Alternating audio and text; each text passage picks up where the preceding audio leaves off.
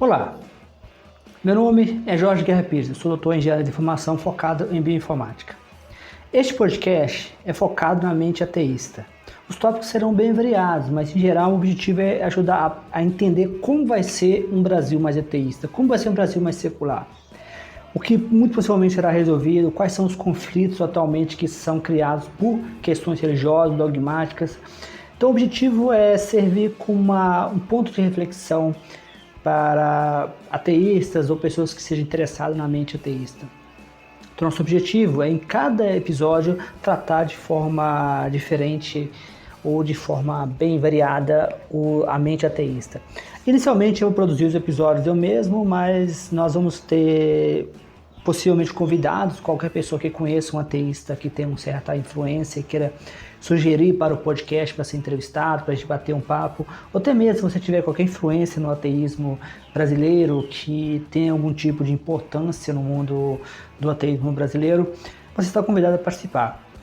Eu sou autor de vários livros e os meus últimos livros têm sido focados em ateísmo. Eu sugiro eu peço gentilmente que conheça os meus livros na Amazon, no Google Books, e também conheça meu canal do YouTube, onde esse podcast vai estar disponível com episódios extras, e também será disponível todos os episódios do podcast disponível no YouTube com a adição de mais episódios. Então se inscreva no meu canal do YouTube e deixa seu like, suas estrelas, dependendo de qual plataforma você estiver usando. Então, bom aprendizado.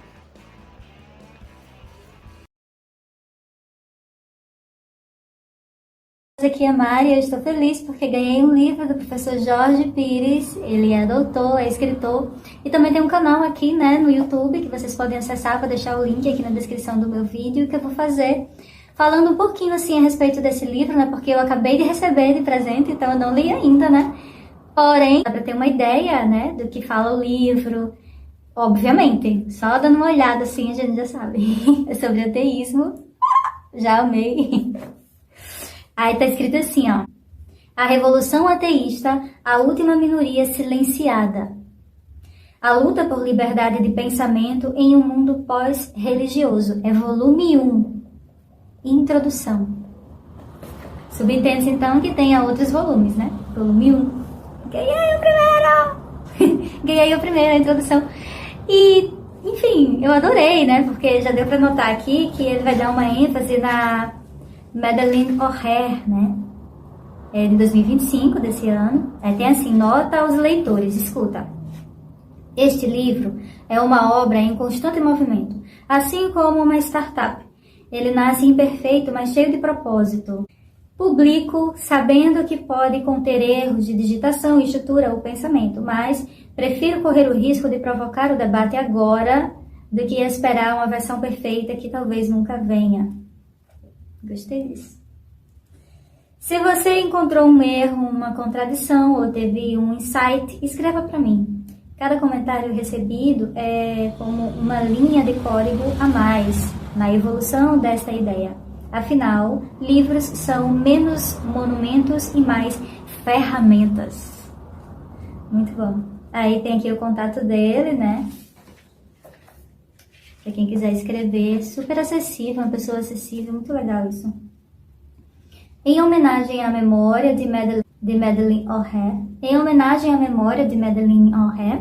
pela coragem em defender o ateísmo nos Estados Unidos. Aí o palavreado, mas pense numa mulher foda. Os Estados Unidos não merecia ela, sendo bem honesta.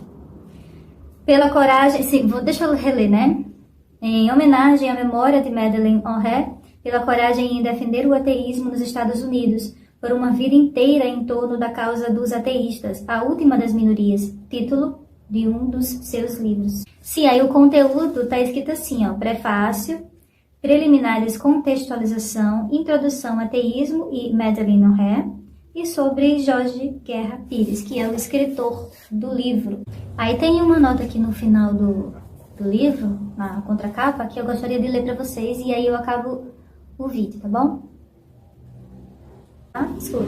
Atualmente, os ateus já chegam a 10% da população mundial, contudo, no Brasil esse número fica em torno de 1%. Em um mundo cada vez mais plural, ainda enfrentamos problemas com a diversidade de pensamento. O maior obstáculo brasileiro é o cristianismo.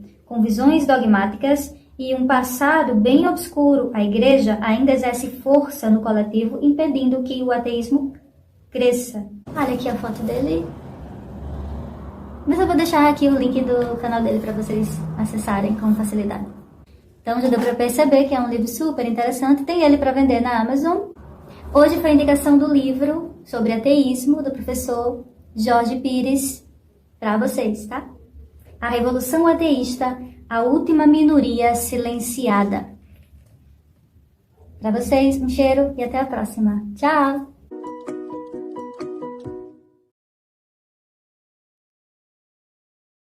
Olá a todos, eu só vou testar o áudio aqui, né? Eu sempre faço, ele é áudio solo, sempre faço um teste de áudio antes de começar, para ver se o áudio chegando certo. Deixa eu conferir aqui, ver se o áudio tá chegando direitinho.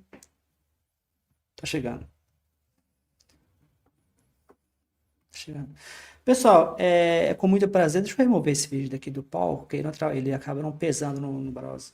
Pessoal, eu fico com muito prazer que hoje a gente vai receber um convidado, né? O Matheus Benites. Ele tem feito um excelente trabalho no YouTube, é um ateísta, filósofo, e hoje nós vamos falar com ele sobre moralidade, né? Seria possível construir um sistema moral? Apesar de que nós vamos ficar ancorado, eu mesmo especificamente vou ficar um pouco ancorado no trabalho do Sam Harris, que é um dos quatro cavaleiros, um dos quartetos, né, do ateísmo, do neo-ateísmo. O Matheus Benites vai poder se mover de acordo com a sua formação filosófica. Ele está fazendo doutorado em filosofia, na parte de moralidade. É uma excelente oportunidade, porque para quem não sabe como funciona o doutorado, é um período muito intenso da vida do acadêmico, né? Algumas pessoas falam que o doutorado vai ser o período que você vai mais pesquisar na sua vida, que todos os períodos que vêm depois, a gente não se aprofunda tanto em assuntos, né? Então, o doutorado é um período intenso, né? Então, assim, se você quer falar de um assunto e você tiver um doutor naquele assunto, é exatamente a pessoa que você tem que procurar. Antes de a gente começar, eu queria lembrar que no domingo a gente vai ter uma live um pouco diferente, né? Eu convidei um dos membros do nosso canal de Facebook, chamado Cientistas Sem Religião, e ele é esse pastor, ele não é um acadêmico, né? Eu acho que muitas vezes o ateísmo ele cai na armadilha de ser algo acadêmico, né? Algo intelectual. E para quem gosta de série televisiva, tem uma série chamada Raised by Wolves, né? Que é uma série que infelizmente só tem 2 temporadas, mas quando a Mother, né, que é o androide ateísta, né, que foi criado pelo ateísta e encontrou a sociedade ateia, ela ficou surpresa que na sociedade não tinha intelectuais, só tinha pessoas trabalhadoras, né? Então o ateísmo precisa se descolar dessa visão de ser um movimento meramente de intelectuais, né? A gente precisa pensar no ateísmo como um movimento global que não dependa da pessoa ter uma carreira acadêmica, ter um curso superior, né? O ateísmo precisa ser como uma religião, né? Chegar entre as pessoas que são do dia a dia, né? Então, é basicamente isso. O vídeo de introdução que vocês viram foi a Mari, né? Muito obrigado, Mari, por ter pedido de eu ter usado. A Mari carinhosamente fez um vídeo para mim do meu canal, lá do livro no canal dela, e permitiu que eu utilizasse. Sem mais delongas, eu vou trazer nosso convidado para o palco. Olá, Matheus. Como você tem passado? É muito bom ter você no canal aqui. Muito obrigado por ter aceito o convite. Foi um prazer enorme, né? Uma pessoa do seu calibre. Eu vi alguns dos seus debates e fiquei muito feliz. Boa noite, pessoal. É um prazer estar aqui, Jorge. Muito obrigado pelo convite. Perfeito. Eu gostaria de começar essa live porque esse canal, ele na verdade, ele é um pouco misto, né? Ele tem alguns vídeos, algumas lives que eu fiz inicialmente para um projeto chamado jovempesquisador.com, né? O jovempesquisador.com, ele é focado em pesquisa.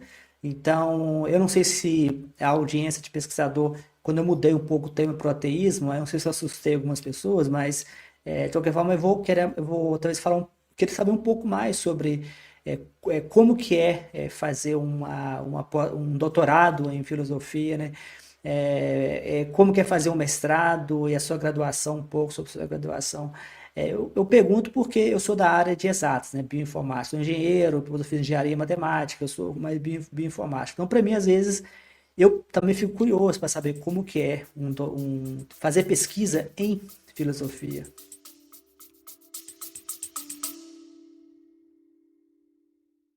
Olá, pessoas, aqui é a Mari. Eu estou feliz porque ganhei um livro do professor Jorge Pires. Ele é doutor, é escritor e também tem um canal aqui, né, no YouTube que vocês podem acessar. Vou deixar o link aqui na descrição do meu vídeo que eu vou fazer falando um pouquinho assim a respeito desse livro, né, porque eu acabei de receber de presente, então eu não li ainda, né.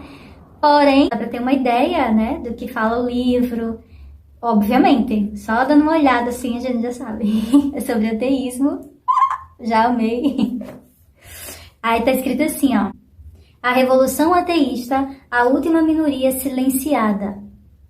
A luta por liberdade de pensamento em um mundo pós-religioso. É volume 1. Introdução. Subentende-se então que tenha outros volumes, né? Volume 1. Ganhei o primeiro! Ganhei o primeiro, a introdução. E, enfim, eu adorei, né? Porque já deu pra notar aqui que ele vai dar uma ênfase na Madeleine O'Hare, né? É de 2025, desse ano. Tem assim, nota aos leitores, escuta. Este livro é uma obra em constante movimento, assim como uma startup. Ele nasce imperfeito, mas cheio de propósito. Publico sabendo que pode conter erros de digitação, estrutura ou pensamento, mas prefiro correr o risco de provocar o debate agora do que esperar uma versão perfeita que talvez nunca venha. Gostei disso. Se você encontrou um erro, uma contradição ou teve um insight, escreva para mim. Cada comentário recebido é como uma linha de código a mais na evolução desta ideia. Afinal, livros são menos monumentos e mais ferramentas. Muito bom. Aí tem aqui o contato dele, né? Para quem quiser escrever, super acessível, uma pessoa acessível, muito legal isso. Em homenagem à memória de Madeleine O'Hare, pela coragem em defender o ateísmo nos Estados Unidos. Aí o palavreado, mas pense numa mulher foda. Os Estados Unidos não merecia ela, sendo bem honesta. Pela coragem, sim, deixa eu reler, né? Em homenagem à memória de Madeleine O'Hare, pela coragem em defender o ateísmo nos Estados Unidos, por uma vida inteira em torno da causa dos ateístas, a última das minorias, título de um dos seus livros. Sim, aí o conteúdo tá escrito assim, ó, prefácio, preliminares, contextualização, introdução ao ateísmo e Madeleine O'Hare, e sobre Jorge Guerra Pires, que é o escritor do livro. Aí tem uma nota aqui no final do livro, na contracapa, que eu gostaria de ler para vocês, e aí eu acabo o vídeo, tá bom? Escuta. Atualmente, os ateus já chegam a 10% da população mundial. Contudo, no Brasil, esse número fica em torno de 1%. Em um mundo cada vez mais plural, ainda enfrentamos problemas com a diversidade de pensamento. O maior obstáculo brasileiro é o cristianismo. Com visões dogmáticas e um passado bem obscuro, a igreja ainda exerce força no coletivo, impedindo que o ateísmo cresça. Olha aqui a foto dele. Mas eu vou deixar aqui o link do canal dele para vocês acessarem com facilidade. Então já deu para perceber que é um livro super interessante. Tem ele para vender na Amazon. Hoje foi a indicação do livro sobre ateísmo do professor Jorge Pires para vocês, tá? A Revolução Ateísta, a última minoria silenciada. Para vocês, um cheiro e até a próxima. Tchau!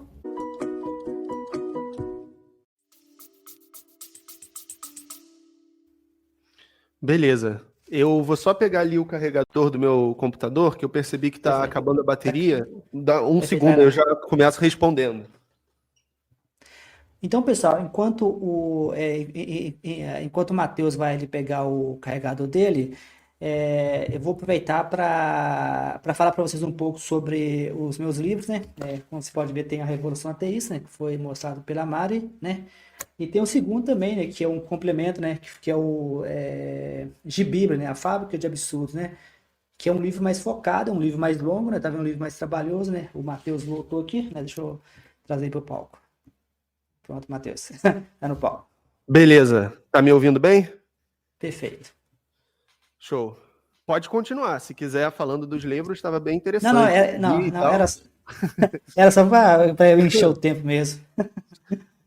Então, a pesquisa em filosofia talvez seja diferente de um jeito mais claro, assim, de pesquisas de doutorado em áreas de exatas ou biomédicas, no sentido de que você não tem materiais físicos assim para usar como instrumentos, fazer experimentações e tal.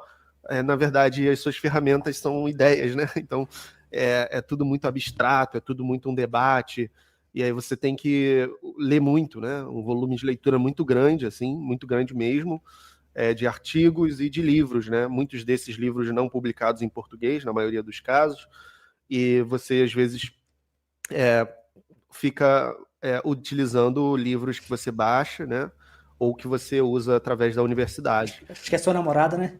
A Vanessa. Vi ela no canal do Ativista Ateu do Brasil. Ela... Sim. Ela também faz doutorado em filosofia. Mas é isso. E aí a ideia é que você adicione alguma coisa de novo, né? Ou, diferentemente do mestrado, que pressupõe-se que o seu objetivo é explicar bem um determinado recorte sobre um tema, geralmente o conceito X no autor Y, né? Que é essa coisa mais enlatada, assim.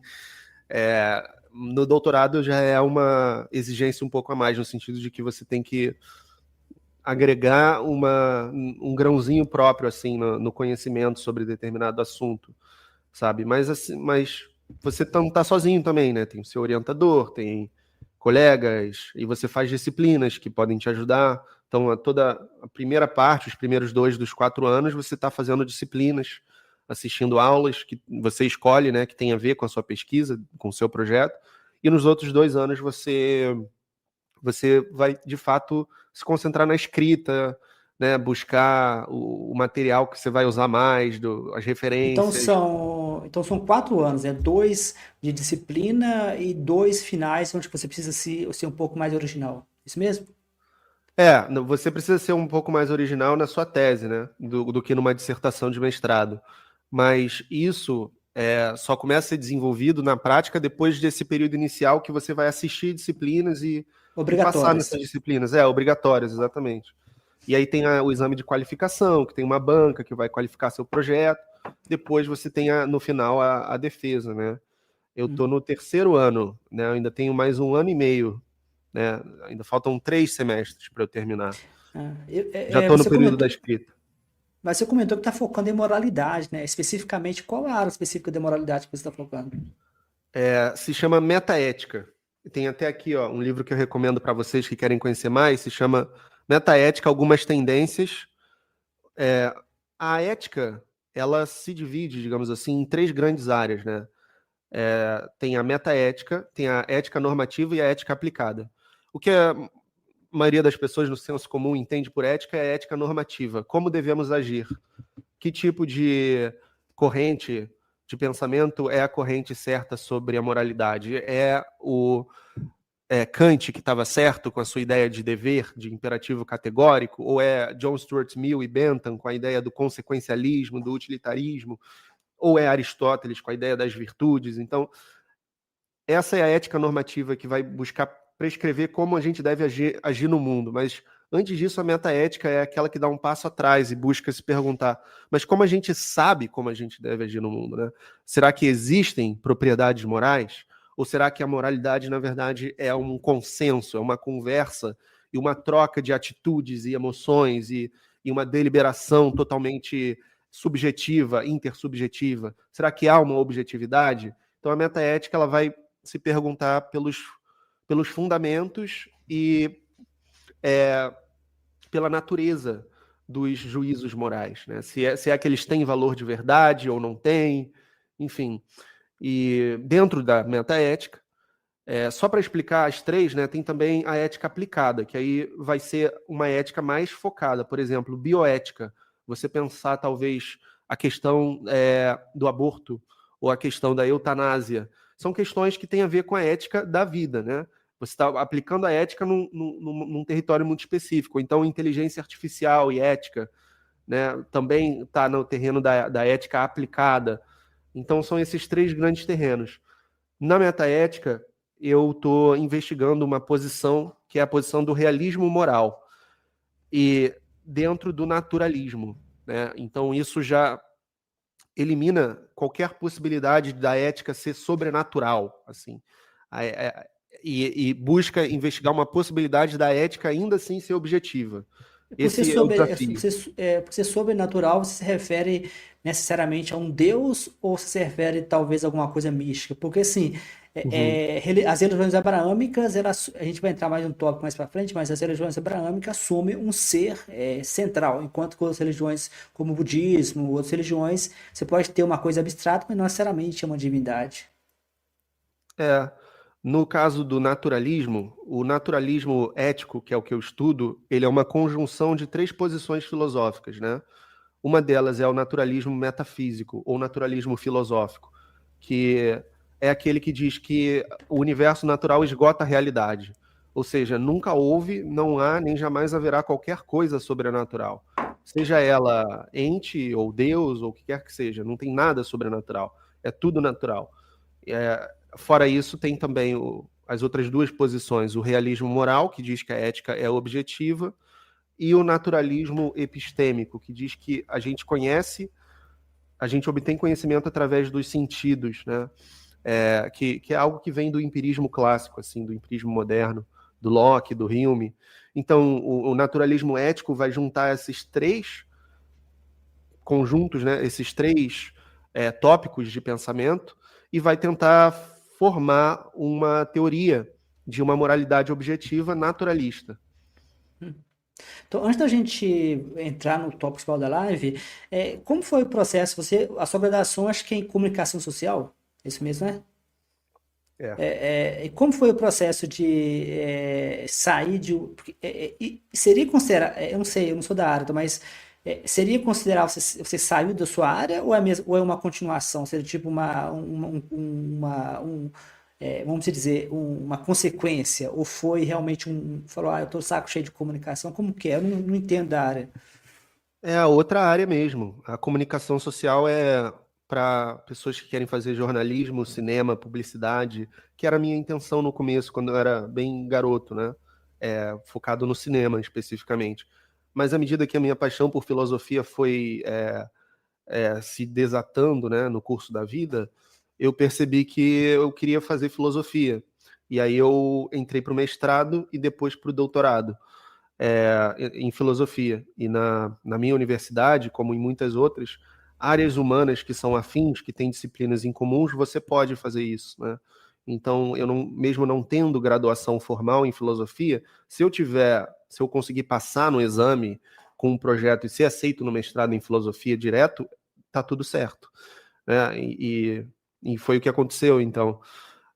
Mas meu interesse é muito vasto dentro da filosofia. Eu não sou alguém que pensa só a ética, né? Eu acabei de publicar junto com a Vanessa um artigo sobre Nietzsche e a educação, por exemplo.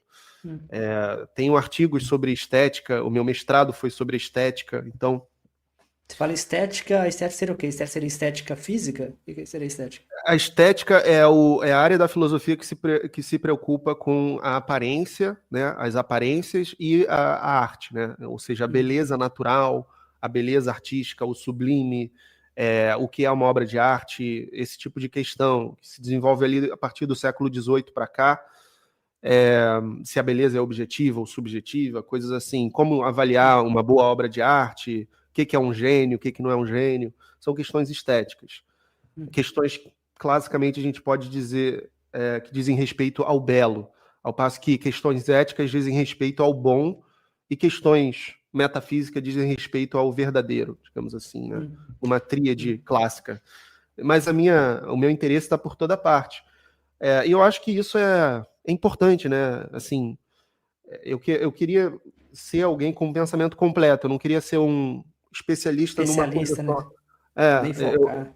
Eu gosto de filósofos assim que eles se interessam por uma vasta variedade de coisas assim, que são mais generalistas e tem muito a dizer sobre diferentes tópicos. Muito embora é claro que é necessário também você no tema que você está tratando na sua tese, você consiga se debruçar, né, de maneira apropriada sobre aquele tema, para não ficar também uma coisa superficial. E é o que eu estou tentando fazer com a metaética, embora o tema seja muito desafiador, né? E como vocês porque assim, eu sou da área de exatas, né? Por exemplo, o meu doutorado, eu criei um modelo matemático para controle de peso, né, de apetite, né? E aí eu passei um bom tempo lendo artigos de médicos e lendo artigos de peso, cirurgia bariátrica, li muito artigo sobre nutrição e depois desenvolvi o modelo, né? Só que dentro da área de matemática, computação, não é o suficiente você fazer um modelo bonito. Você pode apresentar a minha tese em quase 400 páginas, mas isso não seria suficiente para mim defender. Uhum.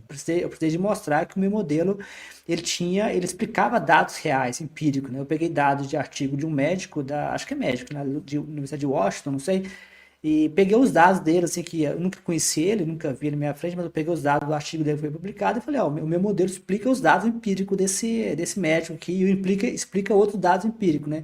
Então, não é suficiente que eu tivesse um modelo bonito, né? Eu precisava de mostrar que o meu modelo tem uma prática.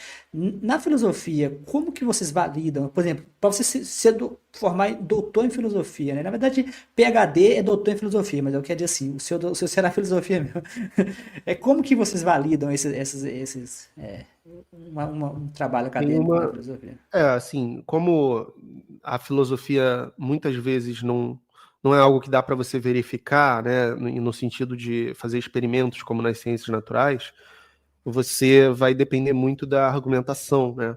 E geralmente acaba sendo um debate, a maioria das bancas de defesa.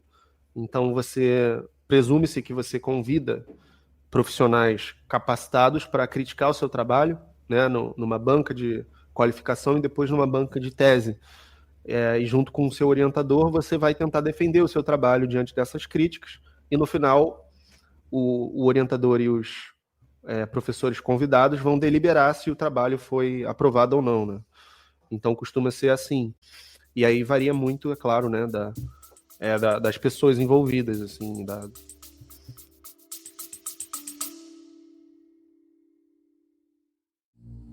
No véu da noite, a cidade em chamas. O eco da razão se apaga nas almas.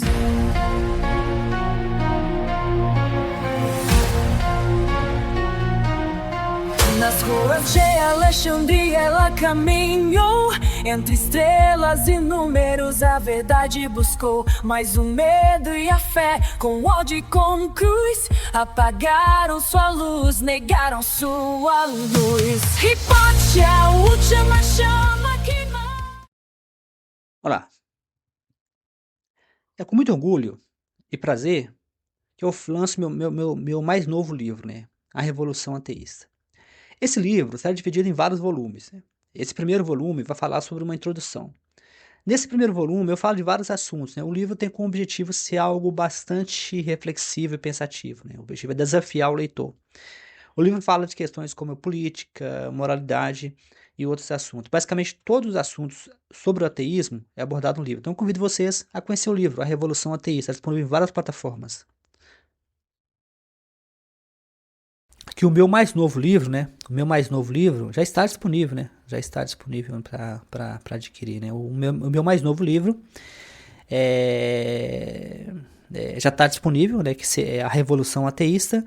E já está disponível para quem quiser comprar, né? Ele está disponível em várias plataformas, né? E agora eu coloquei uma nova plataforma, chama Combo, né? Que é uma plataforma. Eu vou colocar para vocês o link, mas agora está em 3 plataformas diferentes, né? Amazon, Google Books, né? Google Books e esse Combo, né? Que acho que o nome é Combo, né? Que é uma plataforma internacional.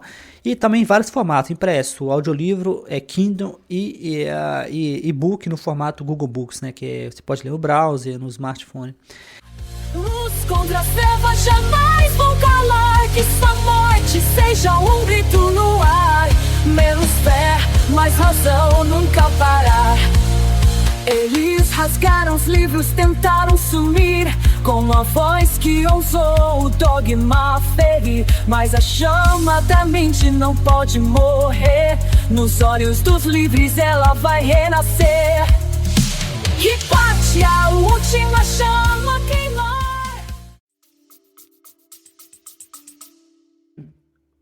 E talvez uma última curiosidade para a gente entrar no tópico. No meu doutorado eu me expus, me expus também pela internet, não me expus quanto você basicamente já eu acho que você pode ser considerado uma pessoa pública, né? Mais de 70 mil inscritos no canal, então assim, é uma pessoa que tem visibilidade. Para mim foi desafiador me expor, né? Eu fui diferente, eu ousei na época, não é normal, pelo menos no meio que eu estava, não era normal acadêmico ficar se expondo na internet. Eu tinha blog, eu tinha um canal de biomatemática, que na época eu mantinha ele bastante ativado, mas agora tô cuidando desse, o outro ficou mais parado. E para mim já era desafiador, porque no meu programa de doutorado, isso não era valorizado. Eu tinha de manter, eu fazia isso porque eu gostava. Então não é porque eu tinha. No seu caso, porque você é muito, você parece ser muito mais exposto do que eu fui, sabe? Eu fico pensando, como que é fazer um doutorado que é desafiador, não é para doutorado não é para amador, é uma coisa, é um desafio enorme, e ainda se manter uma pessoa pública, né? É, é, é um desafio sempre, mas assim, não tem nenhuma relação uma coisa com a outra. Assim, o meu orientador, por exemplo, o meu doutorado não tá nem aí pro meu trabalho no YouTube, sabe? E uma coisa não afeta a outra, assim. O que acontece, às vezes, eu participo de congressos e algumas pessoas me reconhecem por causa do canal, né? Aí acaba sendo uma coisa geralmente positiva, assim, de, de troca, de conhecer inscritos ao vivo e tal. Principalmente eventos de filosofia, sempre acontece isso, né?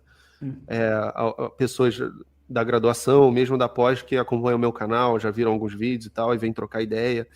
Mas fora isso, é normal, é um trabalho como qualquer outro YouTube, né? Você deve estar se familiarizando com isso, né? Que você está Sim. se expondo, mas na prática você vai na rua, não significa que, sabe, sei lá, você foi visto ali. Não, tem muita gente no mundo, né? Tem muito canal.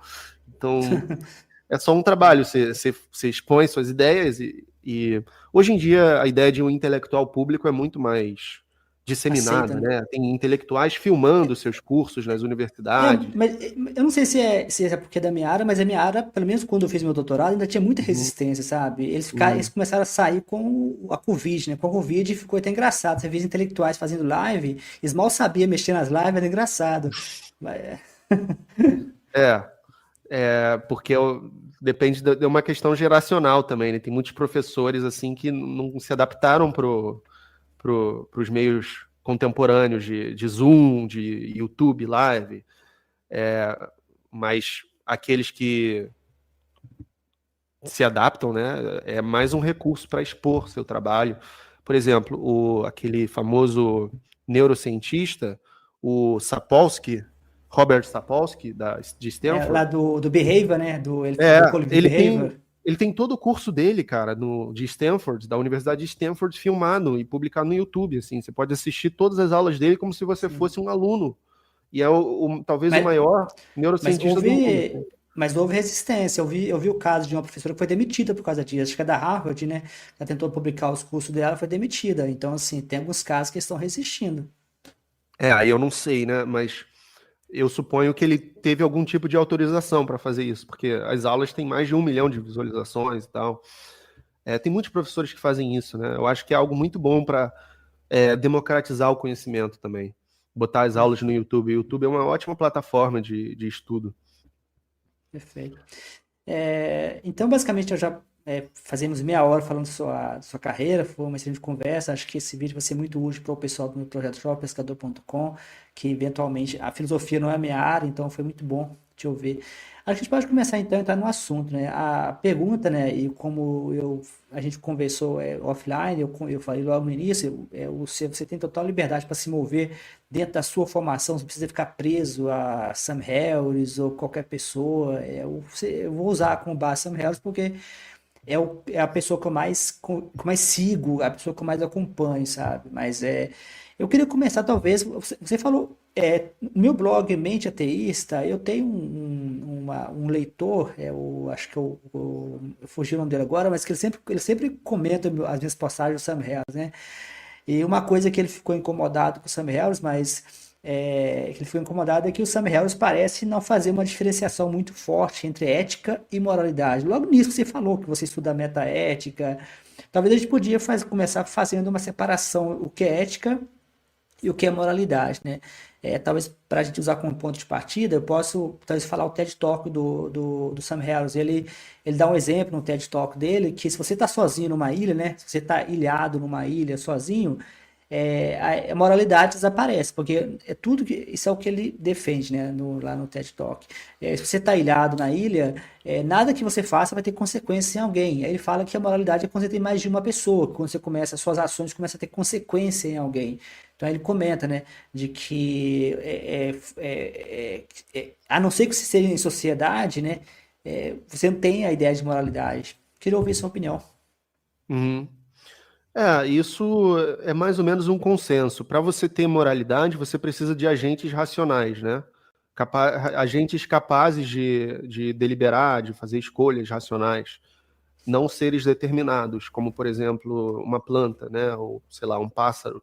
Você não pode responsabilizar um leão por comer a zebra, porque o leão, ele não é capaz de fazer juízos morais. Então, ele não sabe que ele está fazendo uma brutalidade, assim, ele está seguindo um instinto, né? Já o ser humano é diferente, né? Então, de fato, se o ser humano está sozinho numa ilha, ele é o único agente moral daquela ilha, né? Mas Mas, ele tem... mas faz sentido falar de moralidade ou somente de ética? Então, moralidade é o comportamento tendo em vista o bem, né? Tendo em vista o bem comum, ou o bem dos outros, ou o seu bem. A ética é a área da filosofia que estuda esse comportamento, esse fenômeno da moral. Então, muitas vezes você pode usar ética e moral como intercambiáveis, não tem problema. Então, foi o Cassius Harris, ele alerta lá no livro ele usa ética e moralidade como a mesma coisa. Não tem problema você fazer isso. Em algumas circunstâncias isso pode ser de fato um erro, mas na maioria das vezes não. Eu acho que não é o nó da questão, assim, você ficar preocupado nessa diferenciação, porque de fato a ética estuda a moral, né? Você pode dizer, eu tive uma ação ética, eu tive uma ação moral, enfim, acaba dando no mesmo. O Sam Harris, ele escreveu o livro chamado, eu tô com ele aqui, A Paisagem Moral. Então, exatamente, é esse que nós vamos discutir, ele mesmo. Uhum. Assim, eu entendo o que ele está tentando fazer ali, eu acho que ele tem boas intenções, mas muitos filósofos discordam dos meios que ele emprega, assim, porque parece que ele acaba caindo num consequencialismo simplório, no sentido de que ele presume que o objetivo, né, de todos os seres humanos, né, deve ser a maximização do bem-estar.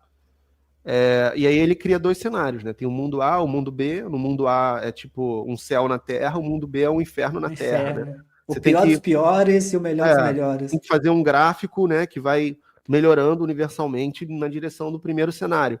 Só que acaba sendo uma coisa muito simplória, porque a ética é muito mais profunda do que isso, né? E se não for bem-estar o objetivo?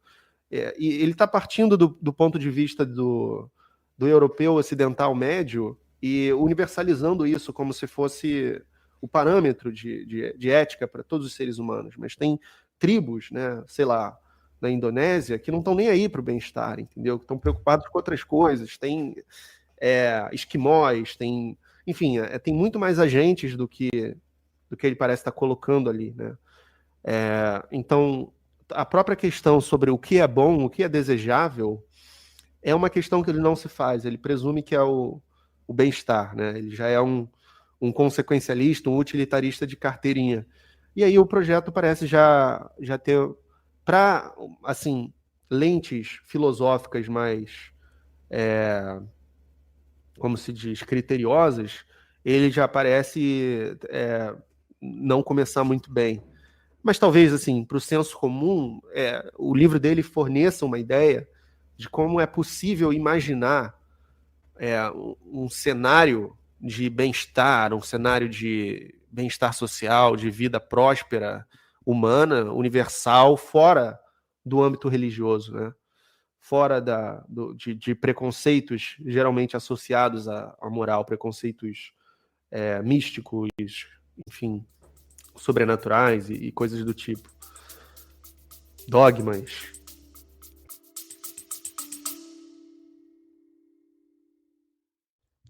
Eu queria anunciar que eu estou lançando agora uma assinatura. No momento a assinatura custa R$ 1 por mês. Eu vou jogar para vocês na descrição do vídeo o link para vocês fazerem a assinatura. No futuro eu queria, tô planejando lançar episódios exclusivos, episódios somente para assinantes, e também os episódios também serão lançados primeiro para os assinantes e posteriormente eu pretendo lançar para as pessoas que possivelmente se interessam. Então, o objetivo é financiar o meu podcast. Lembrando que se vocês tiverem interesse em ter mais episódios no Spotify, nessas plataformas pagas, eu preciso pagar uma assinatura e para isso vocês precisam me ajudar financeiramente doando para que eu possa não somente financiar o meu tempo, produzir mais episódios, como também pagar assinaturas em plataformas como o Spotify, que eu tenho como ter postar mais episódios mensalmente para vocês.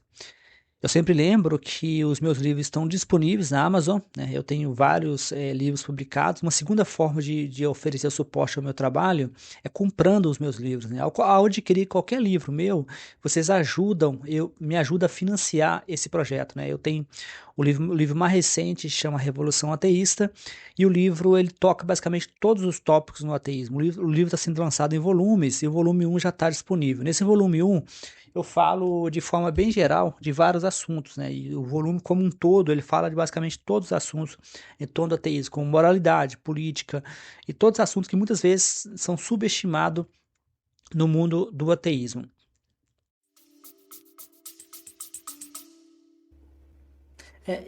Eu não sei se é porque eu não. Na verdade, a discussão que eu tive com esse rapaz lá no blog, lá, Mente Ateísta, na minha visão, assim, tá, eu não sou filósofo, né, e também acho que é neurocientista, mas às vezes eu acho que dependendo do que você tiver. Porque eu, pessoalmente, você fez essas críticas, eu já tenho dificuldade talvez de fazer, porque, por exemplo. Eu me senti muito atraído com a ideia dele do landscape, né? Porque da Aham. paisagem, porque lembra a minha própria área, otimização, né? E aí quando ele fala a forma como ele fala, né? É tipo o Rich Carroll, né? O Rich Carroll, quando eu vi o Rich Carroll falando, eu vejo ele falando, eu entendo o que ele está dizendo. Aí depois eu descobri, por acaso, que ele usa matemática bayesiana. Então, assim, Usa. Sim. eu entendi por que eu entendo o que ele fala, porque ele fala a minha língua. Então, no caso do Sam Harris, quando ele fala de moral landscape, ele me lembra de várias coisas, ele me lembra de otimização, né? Ele me lembra de pesquisa operacional. Por exemplo, o caso você comentou aí das tribos distantes, que ele falou que já foi acusado de ser elitista, que ele está tentando impor a moral, sei lá, branca em todas as pessoas. Aí, uma das defesas que ele faz é que existe algo em comum em todo ser humano que ele defende, que independe de cultura, né? Eu acho que e isso não está somente no Summer Hells, né? Aqui nesse canal, por exemplo, teve o Bruno Goulart, né? Ele falou da comunicação não violenta, é um tópico que a gente pode falar também, que a gente falou sobre moralidade e comunicação não violenta.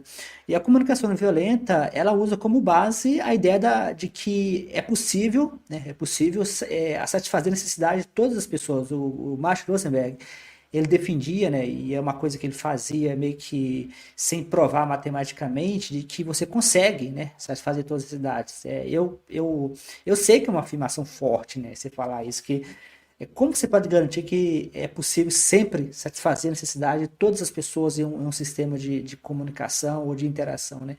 Então, acho que a base do Sam Harris que ele está usando, talvez seja que ele chama de bootstrap, né? Que é você pegar. O Sam Harris argumenta que toda a área científica ela parte de pressupostos fixos, né? A gente não sai do vácuo, né? Ele fala, né, que isso a gente assumir, né? Que existe um pior, que é pior para todas as culturas, né? O pior dos piores, né? Que ele fala de o pior cenário de dor possível, né? Que é aquele cenário que a gente tem que evitar, né? E a gente pode comentar alguns exemplos, mas eu vou deixar te dar espaço para você responder. Ele pode fazer isso, mas assim, se você está preocupado com uma investigação filosófica sobre o cerne da questão ética, você pode sempre perguntar assim, tá, mas e as pessoas que não valorizam o bem-estar? E as pessoas que vão dizer que sofrimento é bom? Por exemplo, os cristãos eles consideram que o sofrimento é importante para você crescer, atingir a beatitude. Enfim, outras tribos podem ter noções semelhantes. Os estoicos, por exemplo, eles achavam que o sofrimento era importante, talvez os budistas também, né, que é inevitável, enfim. Então, o projeto do Harris, eu acho que do nosso ponto de vista ele pode ser muito louvável, mas do ponto de vista macro, eu não posso deixar de vê-lo como um pouco forçado, sabe? De tentar encaixar todo mundo numa caixa, assim, de que a gente sabe o que é bom, a gente sabe o que a gente quer. Tem um filósofo mais antigo, né, que se chama G. Moore, né? Ele é do começo do século XX, que ele formulou um argumento muito influente, que é a falácia, o argumento da questão aberta, né? Para qualquer tentativa de definir o que é bom, a pergunta continua inteligível. Então, se você diz bom é bem-estar, você ainda pode se perguntar, mas isso seria bom? Se a pergunta ainda fizer algum sentido, significa que ela não foi fechada, não foi respondida. Bom é a evolução, né? O autoaperfeiçoamento. Mas isso seria bom? Então, o problema de estudar ética é que você não consegue reduzir com facilidade o que é bom. A gente não sabe se bom é algo universal, se bom é algo pluralista, que vai ser específico para cada pessoa, ou para cada grupo, ou cada sociedade. E tem gente que até defende que bom é uma ideia sobrenatural, abstrata, no sentido platônico, né? Que a gente que tem poder causal sobre a gente. Então, eu já não penso assim, né? Eu vejo que eu gosto da definição do Aristóteles, em parte, que ele diz que o bem é aquilo que é desejável. Então, o bem pode ser várias coisas diferentes, né? Ou você pode desejar algo que, na verdade, não é bom, mas que você percebe como bom. É um bem aparente. Mas existem, eu acredito, como um realista, eu acredito que existe, sim, o bom objetivo que o Harris está buscando. Eu só não acho que é o que ele disse que é, assim, tão facilmente, tão prontamente. Eu acho que talvez a gente não consiga saber com facilidade, mas eu concordo que não é impossível conceber a ideia de uma ética que satisfaça as necessidades de todos os agentes envolvidos. Eu acho que existe esse caminho, só é muito difícil, porque não é uma coisa exata, entende? Porque tem dois exemplos que, na verdade, são meus, né? Foi ouvindo Sam Harris, lendo o livro dele, acabou me vendo esse exemplo na cabeça, né? Esse exemplo também é um exemplo que eu coloco no meu livro repetidamente, né? Porque tem aqueles casos que você estuda e você fica com aquilo na cabeça. O que eu meio que ficou na cabeça é o pé do estuprador, né? Que não sei se você sabe da história, mas para quem não souber, resumindo, a bancada evangélica, né, que é um poder muito forte, conseguiu em questão de segundos, né, emplacar uma lei que, se fosse aprovada, parece que a lei ela foi colocada em projeto de urgência, o que mostra o poder da bancada evangélica, né, e basicamente ia reverter os ganhos das mulheres básicos, né, que é caso de estupro, cefaleia, né. E aí você vê claramente dois tipos de moralidade que você pensar na paisagem do Sam Harris na direção oposta, né? Se você fosse pensar nos picos do Sam Harris, né, para quem está tentando imaginar, pensa em um pente de ovo, né? Só que esse pente de ovo ele vai ter ovo maior e ovo menor, ovo de codorna, ovo de avestruz, ovo de galinha, né? São os picos, né, que você vai vendo, né?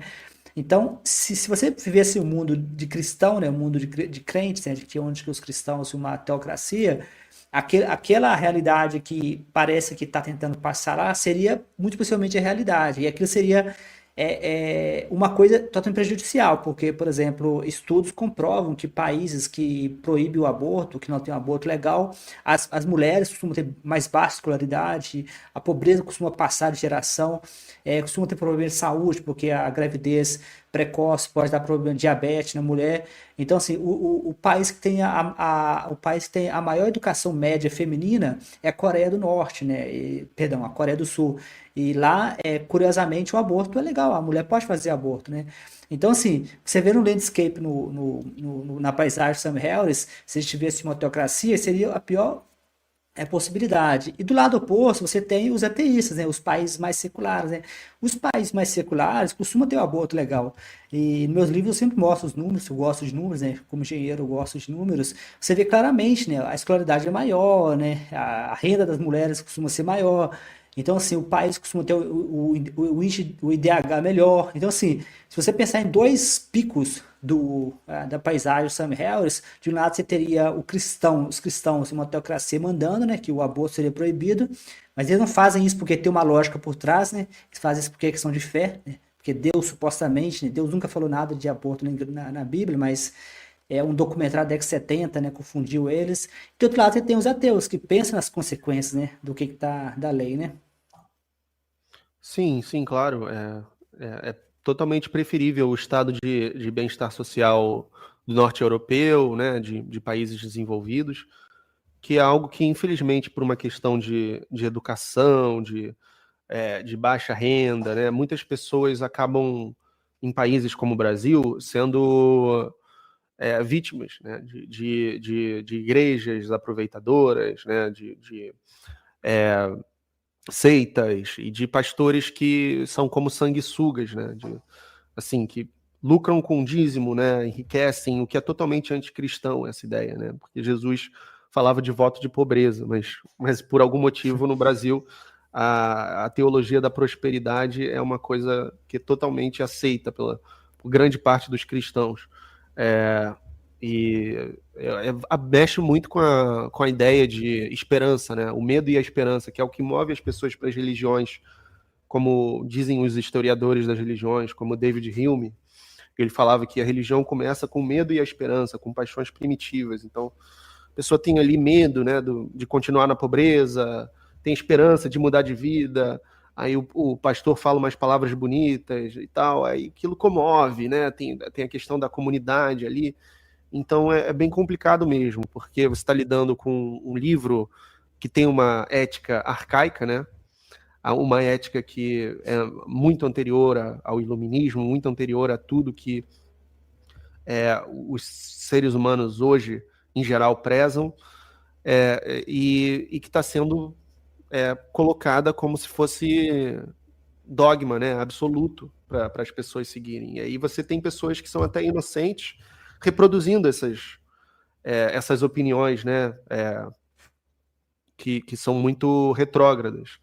Então, de fato, há muito a se aprender com ateus, agnósticos, pessoas seculares em geral, não só necessariamente ateus, mas que tendem a olhar mais para o bem comum, né, que é uma herança do iluminismo, na ideia de direitos humanos universais, né, toda a ideia da ONU, que remonta muito ao filósofo Immanuel Kant, né, com a sua ideia de uma paz perpétua, de um mundo cosmopolita, onde todos os países prosperam, todo mundo se dá bem.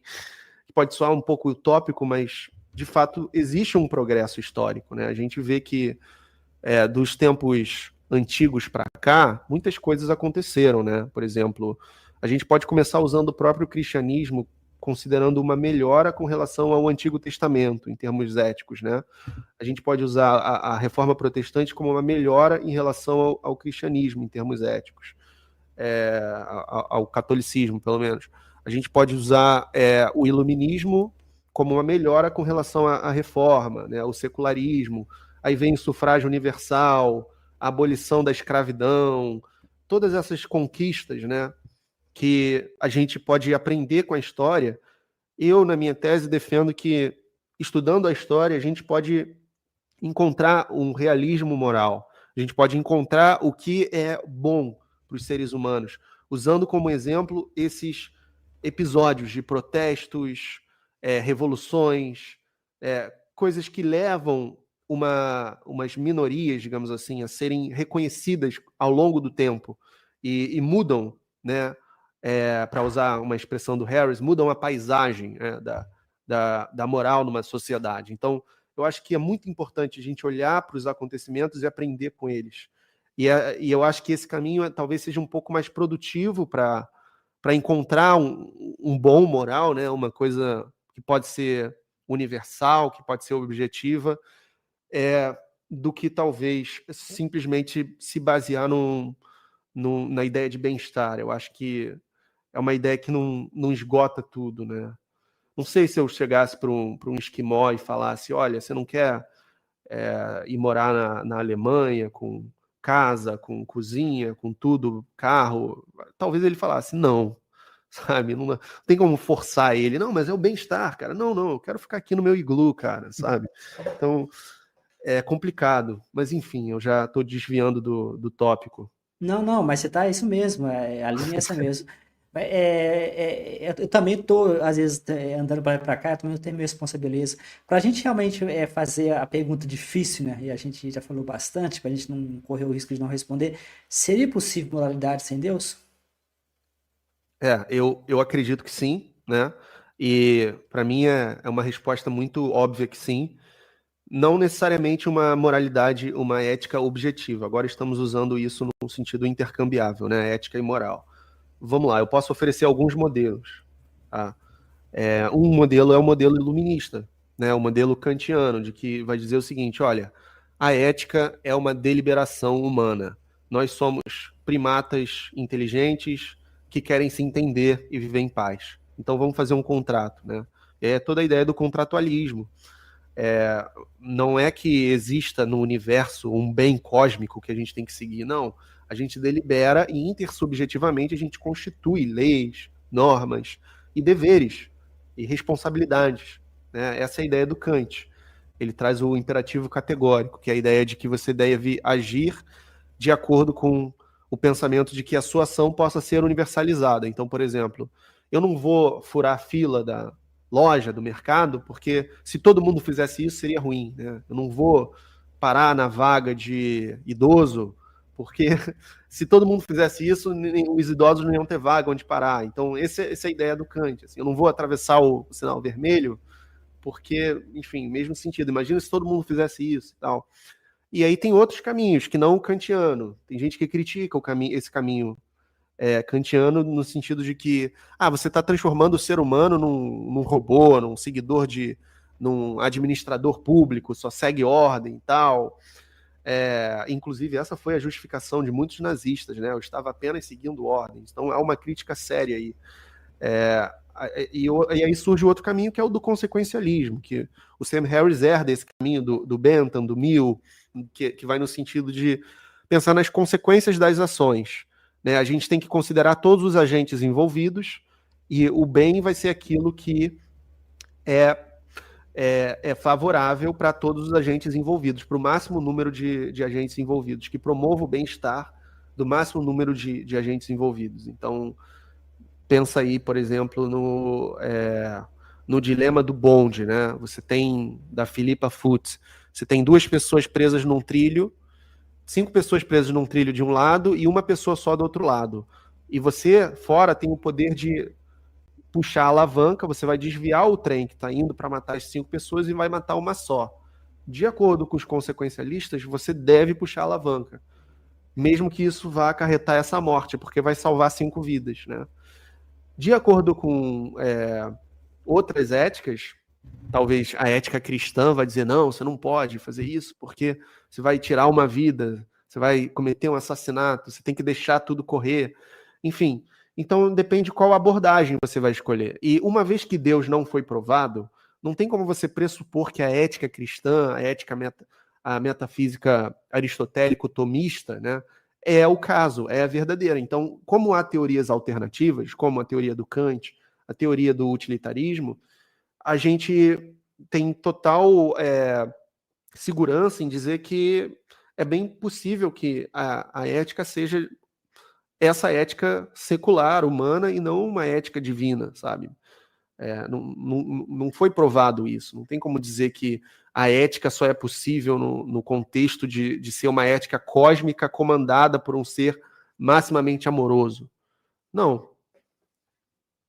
E, na verdade, essa é uma parte talvez difícil, né, de falar com o público, né?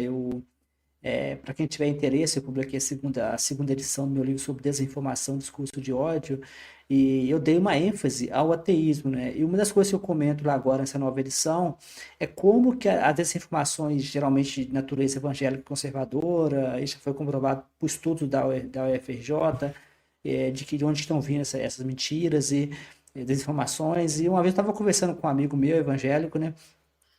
conhecido de longas datas, de infância, e eu queria, tava tentando convencer ele a não pagar os 10%, não consegui, mas aí a gente estava conversando sobre a questão do aborto, né? Porque é um clássico, né? Se falou que é evangélico, pode saber que é contra aborto, né?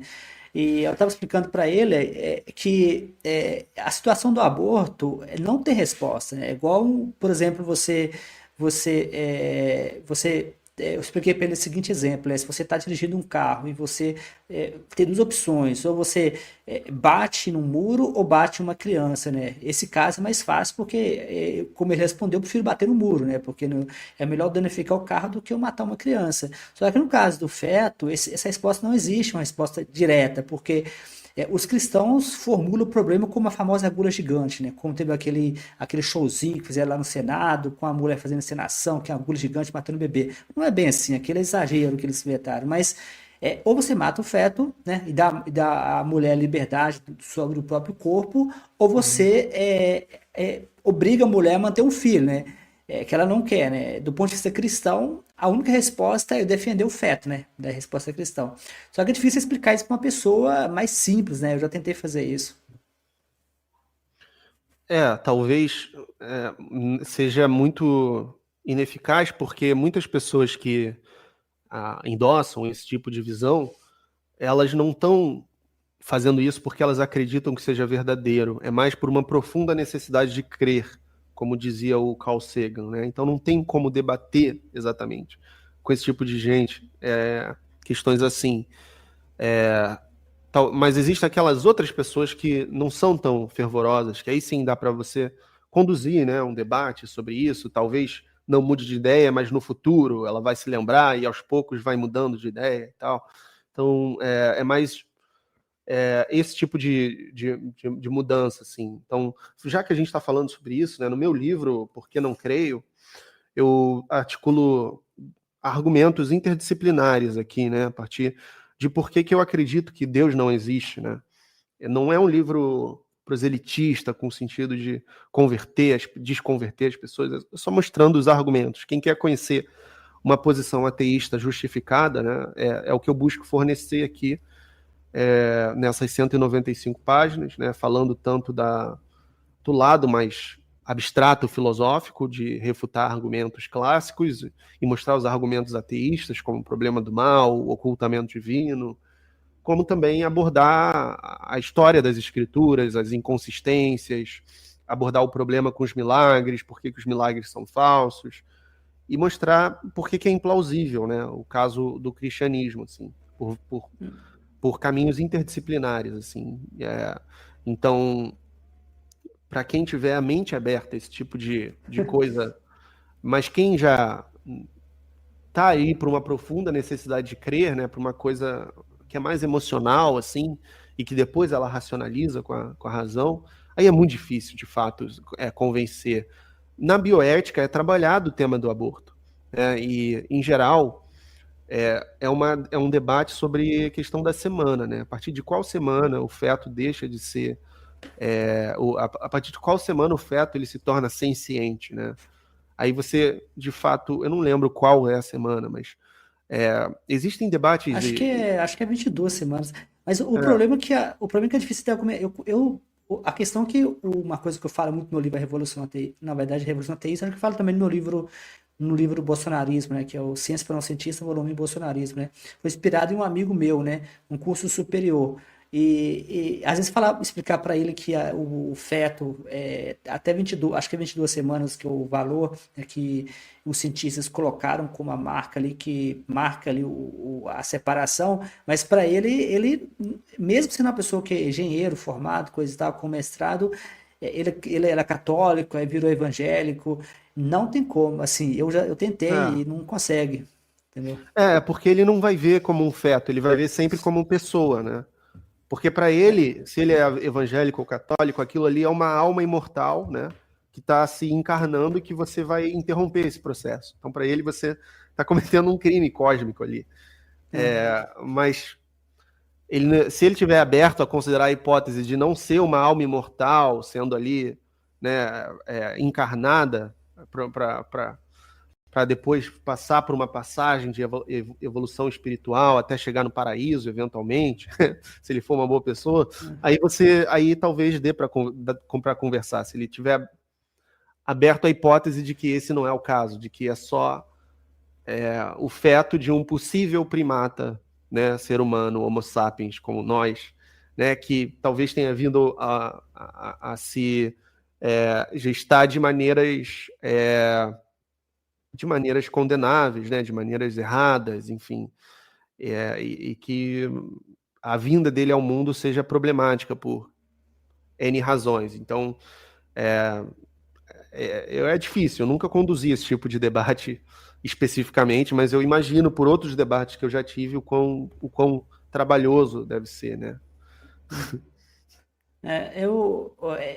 Já que você falou que é possível ter uma moralidade sem Deus, como que a gente lidaria talvez com a famosa provocação de que então o ateu pode ter uma moralidade que eles chamam de relativa, eles dizem que você pode fazer o que você quiser justificar, porque você não precisa responder a Deus, e o que você responderia? Certo. Essa é uma falácia clássica, porque ele está pressupondo que você precisa de Deus para que exista inteligibilidade no universo. Isso é, para que as coisas façam sentido.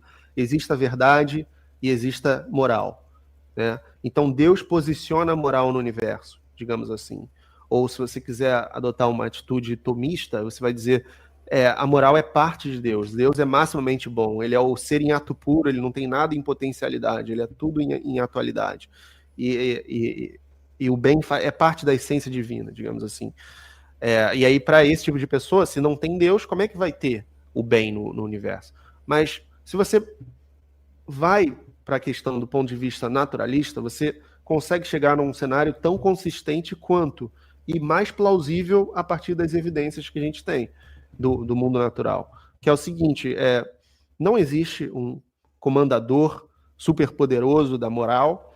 Na verdade, a moral passa a existir quando surgem, por acidente, seres capazes de juízos morais, seres racionais. No caso, os seres humanos são os únicos que a gente conhece. Pode ser que um alienígena muito distante daqui seja inteligente e também seja capaz de juízos morais. Aí também vai valer para ele, mas no caso local que a gente conhece, é só o ser humano. E a partir do momento que existem seres humanos, existe responsabilização moral, né? Existe certas expectativas de grupo e certas maneiras de que você deve se comportar ou não deve se comportar, ou certas coisas que são opcionais, outras obrigatórias, digamos assim. E isso de um jeito totalmente natural. Por exemplo, se eu chegar e doar R$1.000 para caridade, a gente pode dizer que isso é bom, né? De modo grosso modo. Se você chegar e assassinar uma criança por diversão e depois rir, isso dá para dizer que é objetivamente errado. Assim, existem culturas que de fato assassinaram crianças, como por exemplo os antigos espartanos. Crianças que tinham problemas físicos, né, deficiências, eles executavam ou sacrificavam. Mas eles não faziam isso gratuitamente. Ou seja, até eles concordam com essa verdade universal que eu coloquei aqui, que torturar e assassinar crianças por diversão é universalmente errado. Então, até sociedades que praticavam isso no passado arcaico concordariam que, por motivos gratuitos, isso não faz sentido nenhum. Então, essas sociedades não conheciam a ideia do Deus cristão. Várias sociedades que desenvolveram códigos éticos diferentes estavam ou associadas a outras religiões ou a nenhuma ideia de um Deus que comande a moral, né? Então, a partir do momento... Mas, assim, é preciso entender uma coisa. Quando o religioso fala que sem Deus não é possível a ética, ele não está dizendo que ateus são imorais. Mas quando você fala religioso, vamos ser específicos, cristão, né? Em geral, cristão, mas pode ser também judeu ou muçulmano, né? Judaico, então as religiões abraâmicas, porque às vezes a gente usa a palavra religião e às vezes a gente acaba não sendo específico, é igual o Sam Harris fala, é igual esporte. A gente usa, solta abraâmicas, né? Teísmo clássico geralmente está associado às religiões abraâmicas, sim, que é um Deus maximamente amoroso, que é o parâmetro da ética. Quando o religioso abraâmico fala que sem Deus não há ética, ele não está dizendo que o ateu ele é imoral. Ele está dizendo que o ateu só pode agir eticamente por causa de Deus ter posicionado a ética no universo. Entende? Ele não está dizendo que. E isso é uma coisa que muitos ateus não entendem no argumento. Né? O próprio Christopher Hitchens não entendia o argumento. Ele achava que o argumento estava dizendo só que ateus eram meros relativistas, egoístas, que não tinham códigos éticos. Não, eles têm, é óbvio que têm.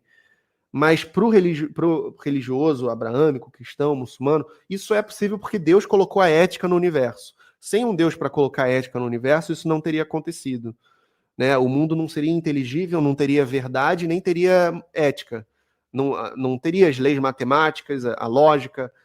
Mas isso é uma falácia, porque tudo isso pode existir de um jeito natural no universo.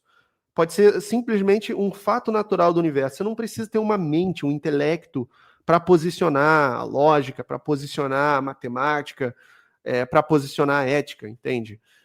Esse é um pressuposto que a gente pode chamar de petição de princípio, né? Ele está pressupondo que ele quer provar, que a ética só existe porque Deus colocou. Não, tem teorias alternativas totalmente compatíveis com a existência da ética, que é o universo natural esgota a realidade e ainda assim existe coisas como ética, verdades, né? A ciência, de certa forma, é uma evidência para a existência de verdades, assim, porque a gente consegue construir coisas com cálculos, você sabe bem disso.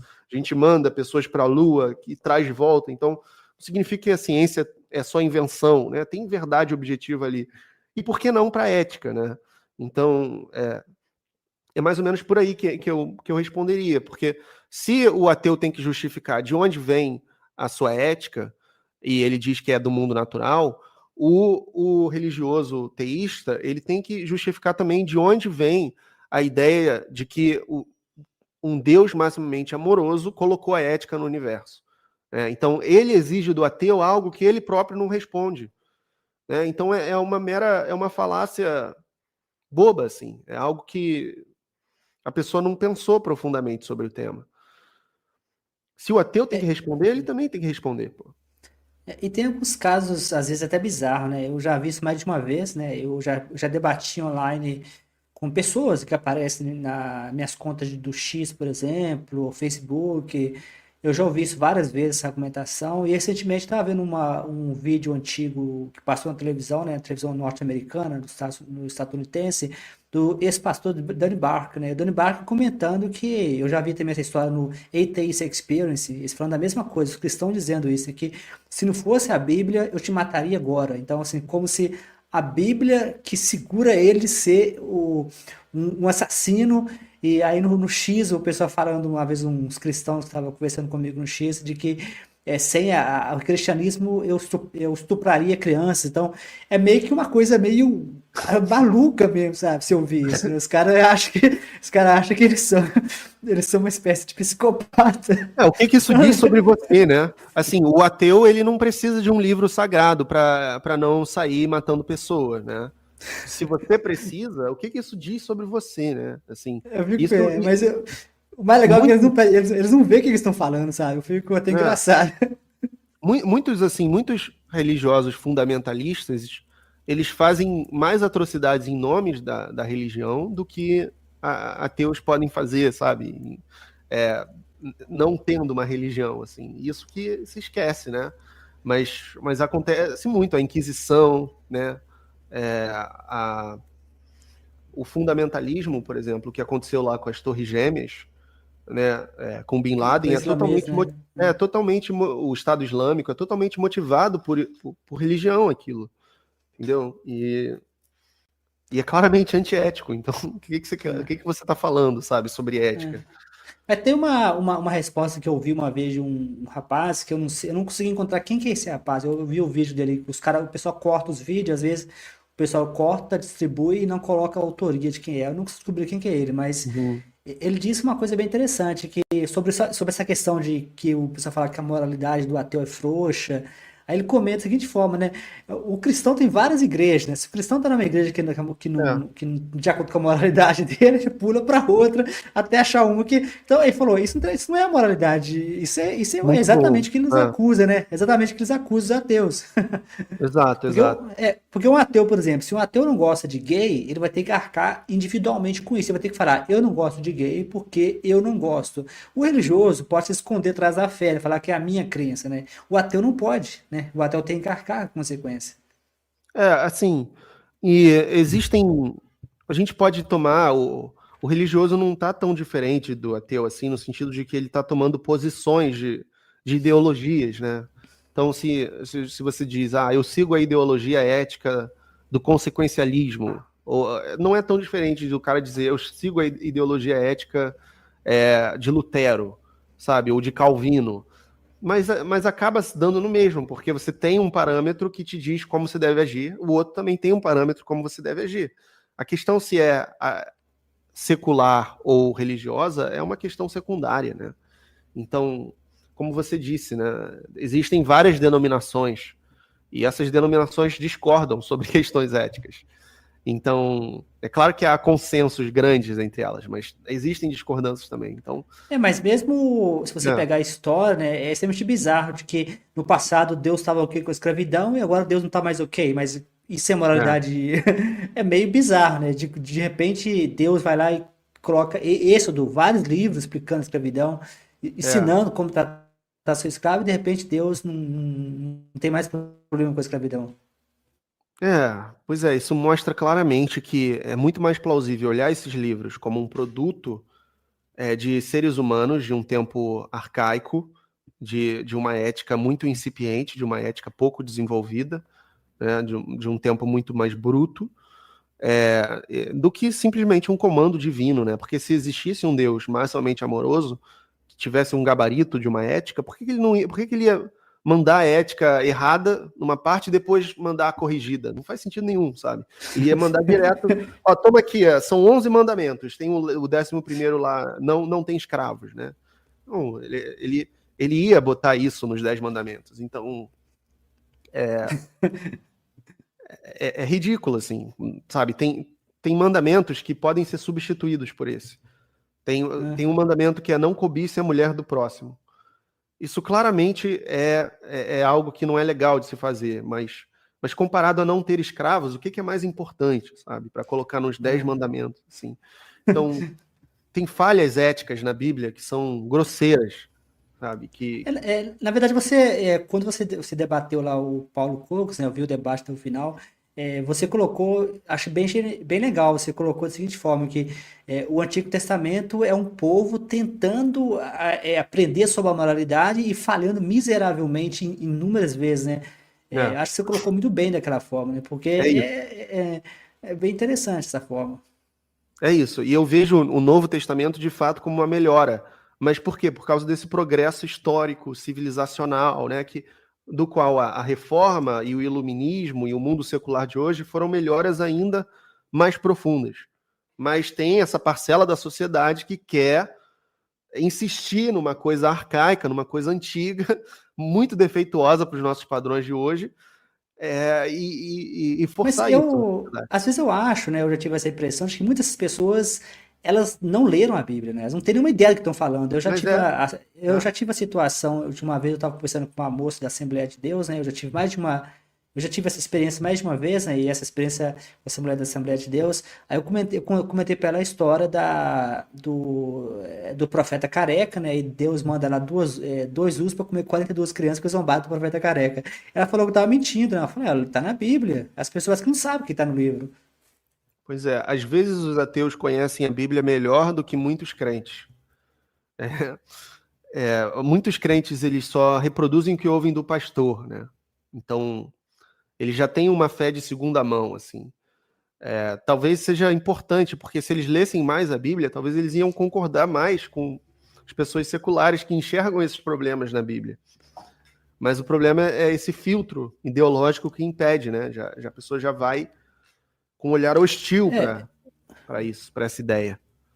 Ou até mesmo o revisionismo, né? Acho que o revisionismo também é muito tóxico. Por exemplo, agora eles começaram a conseguir convencer as pessoas, né, um revisionismo histórico, de que supostamente a Bíblia foi responsável pelo fim da escravidão, né? Quando você debateu o Paulo Cogos, né? O Paulo Cogos falou lá que um suposto bispo que ele cita lá mandou acabar com os escravos, né? Então eu fiz questão de checar a fala do Paulo Cogos e a fala é falsa, né? E os evangélicos fazem a mesma coisa. Os evangélicos pegam o King, né? O Martin Luther King faz a mesma coisa. Ah, King era cristão. Só que tanto no caso do bispo lá que o Paulo Cogos citou, quanto no caso do Martin Luther King, eles ignoram o contexto histórico. A Igreja Católica tinha uma carta liberando a escravidão, dizendo que você pode escravizar, né? Era aprovado pela Igreja Católica. Então, eles fazem um revisionismo, né, para dizer que a Igreja Católica, não, foi a Igreja Católica que liberou os escravos, né? Não é bem assim. Eles sempre vão querer puxar a sardinha para o lado deles, né? Mas, na verdade, foi o oposto. E isso diz muito sobre como as pessoas creem, né? A psicologia da crença, que a pessoa quer se sentir confortável de alguma maneira. Então ela vai sempre buscar um caminho de tornar as coisas compatíveis, né? De encontrar interpretações alternativas, de duvidar, por exemplo, da teoria da evolução, de qualquer coisa é possível hoje em dia.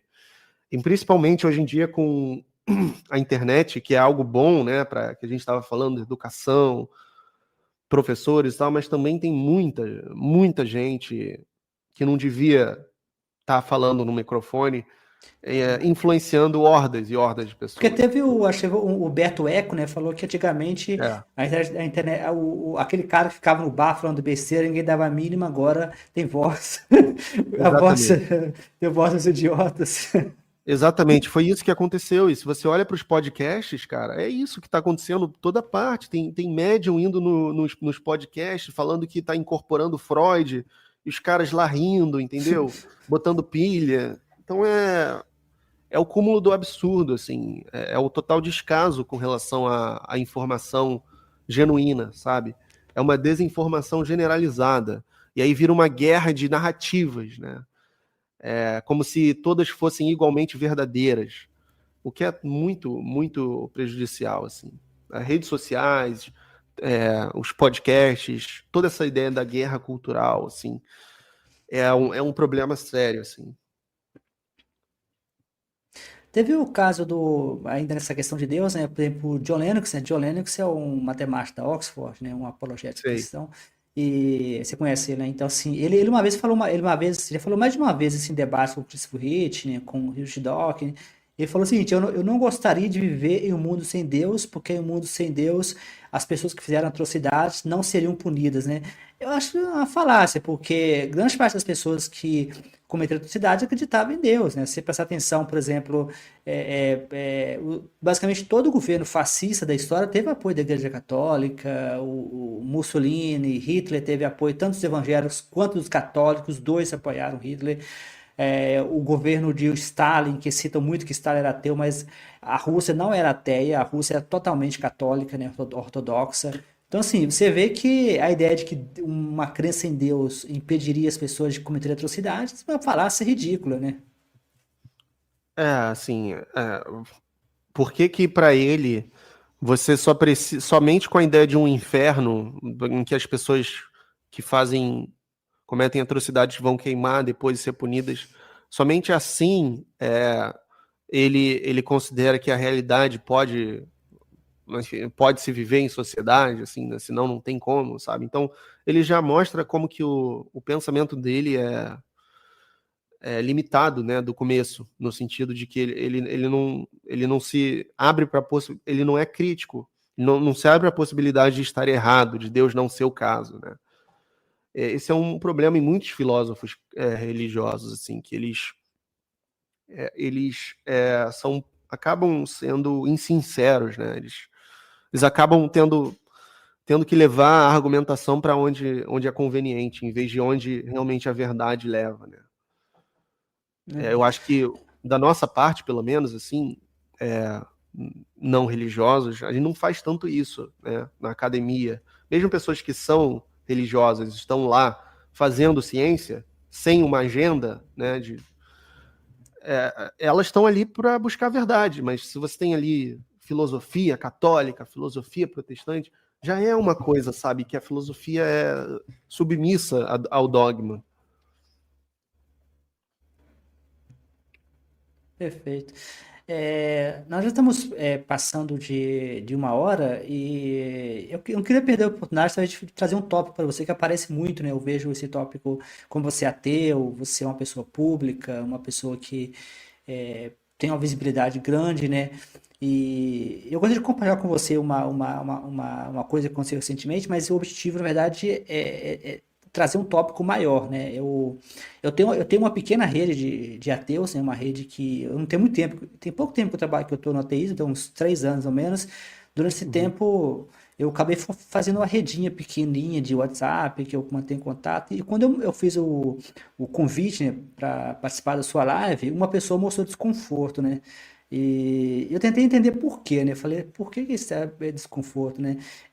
Depois eu descobri que foi uma participação sua rápida, né? Com o Jordan Peterson, né? Você Uhum. Jordan rapidamente... Peterson, sim. Jordan Peterson, você rapidamente puxou o assunto, fez uma pergunta, coisa e tal. Mas o objetivo que eu estou trazendo isso é porque isso é maior, né? O Sam Harris já foi acusado de ser de extrema direita ou islamofóbico. O Rich Dawkins foi acusado de ser misógino. Fugiu o nome agora. O Daniel Sotomayor foi acusado de ser bolsonarista. E todos esses casos, o seu também, né? O seu eu fiz questão de ir lá ver o vídeo, né? A pessoa me mandou o vídeo, fui lá ver o vídeo, não vi nada demais. Eu vi que você está alerta no início do vídeo que o objetivo era ter uma voz mais diversa no canal, que você tinha um compromisso com ter uma comunicação diversa, aberta, o que para mim é válido, né? Acho que você não fez nada ali de estranho, mas aqui gerou um incômodo, né? O Daniel Sotomayor fez da minha rede, acho que todas as pessoas odeiam o Daniel Sotomayor, né? O cara conseguiu, mas eu tentei verificar por que eles acusaram ele de ser bolsonarista. O que eu encontrei em todos esses casos, né? O Rich Dawkins, Sam Harris, você, o Sotomayor, é que quando você vai na fonte, você acaba não vendo o que as pessoas... É como se as pessoas estivessem distorcendo o discurso, né? E talvez você fale um pouco sobre isso, né? Porque se isso já aconteceu com você, se foi só na minha rede que você teve esse incômodo, né? Não, isso já aconteceu bastante, assim. É porque, assim, ateu é um termo que incorpora uma gama muito ampla de pessoas, né? Assim, nem todo ateu tem a mesma visão política, nem todo ateu tem a mesma visão filosófica ou o que quer que seja, né? E pessoas vão discordar naturalmente. Então, talvez a pessoa que tenha se incomodado tenha uma ojeriza do Jordan Peterson, né? E acho que qualquer pergunta ou contato ou troca intelectual... Porque ele foi, na verdade, parece que a pessoa associa ele à extrema-direita, que ele parece que é uma liderança da extrema-direita americana. Na verdade, ele é um psicólogo que dava aula, né? Falava sobre religião, mitologia, psicologia, comportamento humano, e ao longo dos anos ele foi cada vez mais se vinculando a uma direita muito expressiva, né, do Ben Shapiro, do Elon Musk, enfim, e aí eu fiquei muito decepcionado com esse movimento, porque eu era uma das pessoas que acompanhava o seu trabalho inicial da psicologia. E aí quando eu soube que ele veio pro Brasil, eu fiquei pensando, então eu tenho que fazer uma pergunta, uma provocação, o que aconteceu com ele, o que ele descobriu, né, que fez com que ele se vinculasse tanto a essa visão reacionária, conservadora. Mas eu queria fazer uma pergunta do ponto de vista metafísico, né, para ver, olha, você se tornou cristão, por que você está fazendo tanta propaganda do cristianismo? E aí foi o que eu fiz, assim, se existe uma verdade objetiva, assim, uma metafísica, né? Por que ela é a cristã? Enquanto você fala, eu vou trocar o fone que tá acabando a bateria. Continua, por favor. Ah, tá.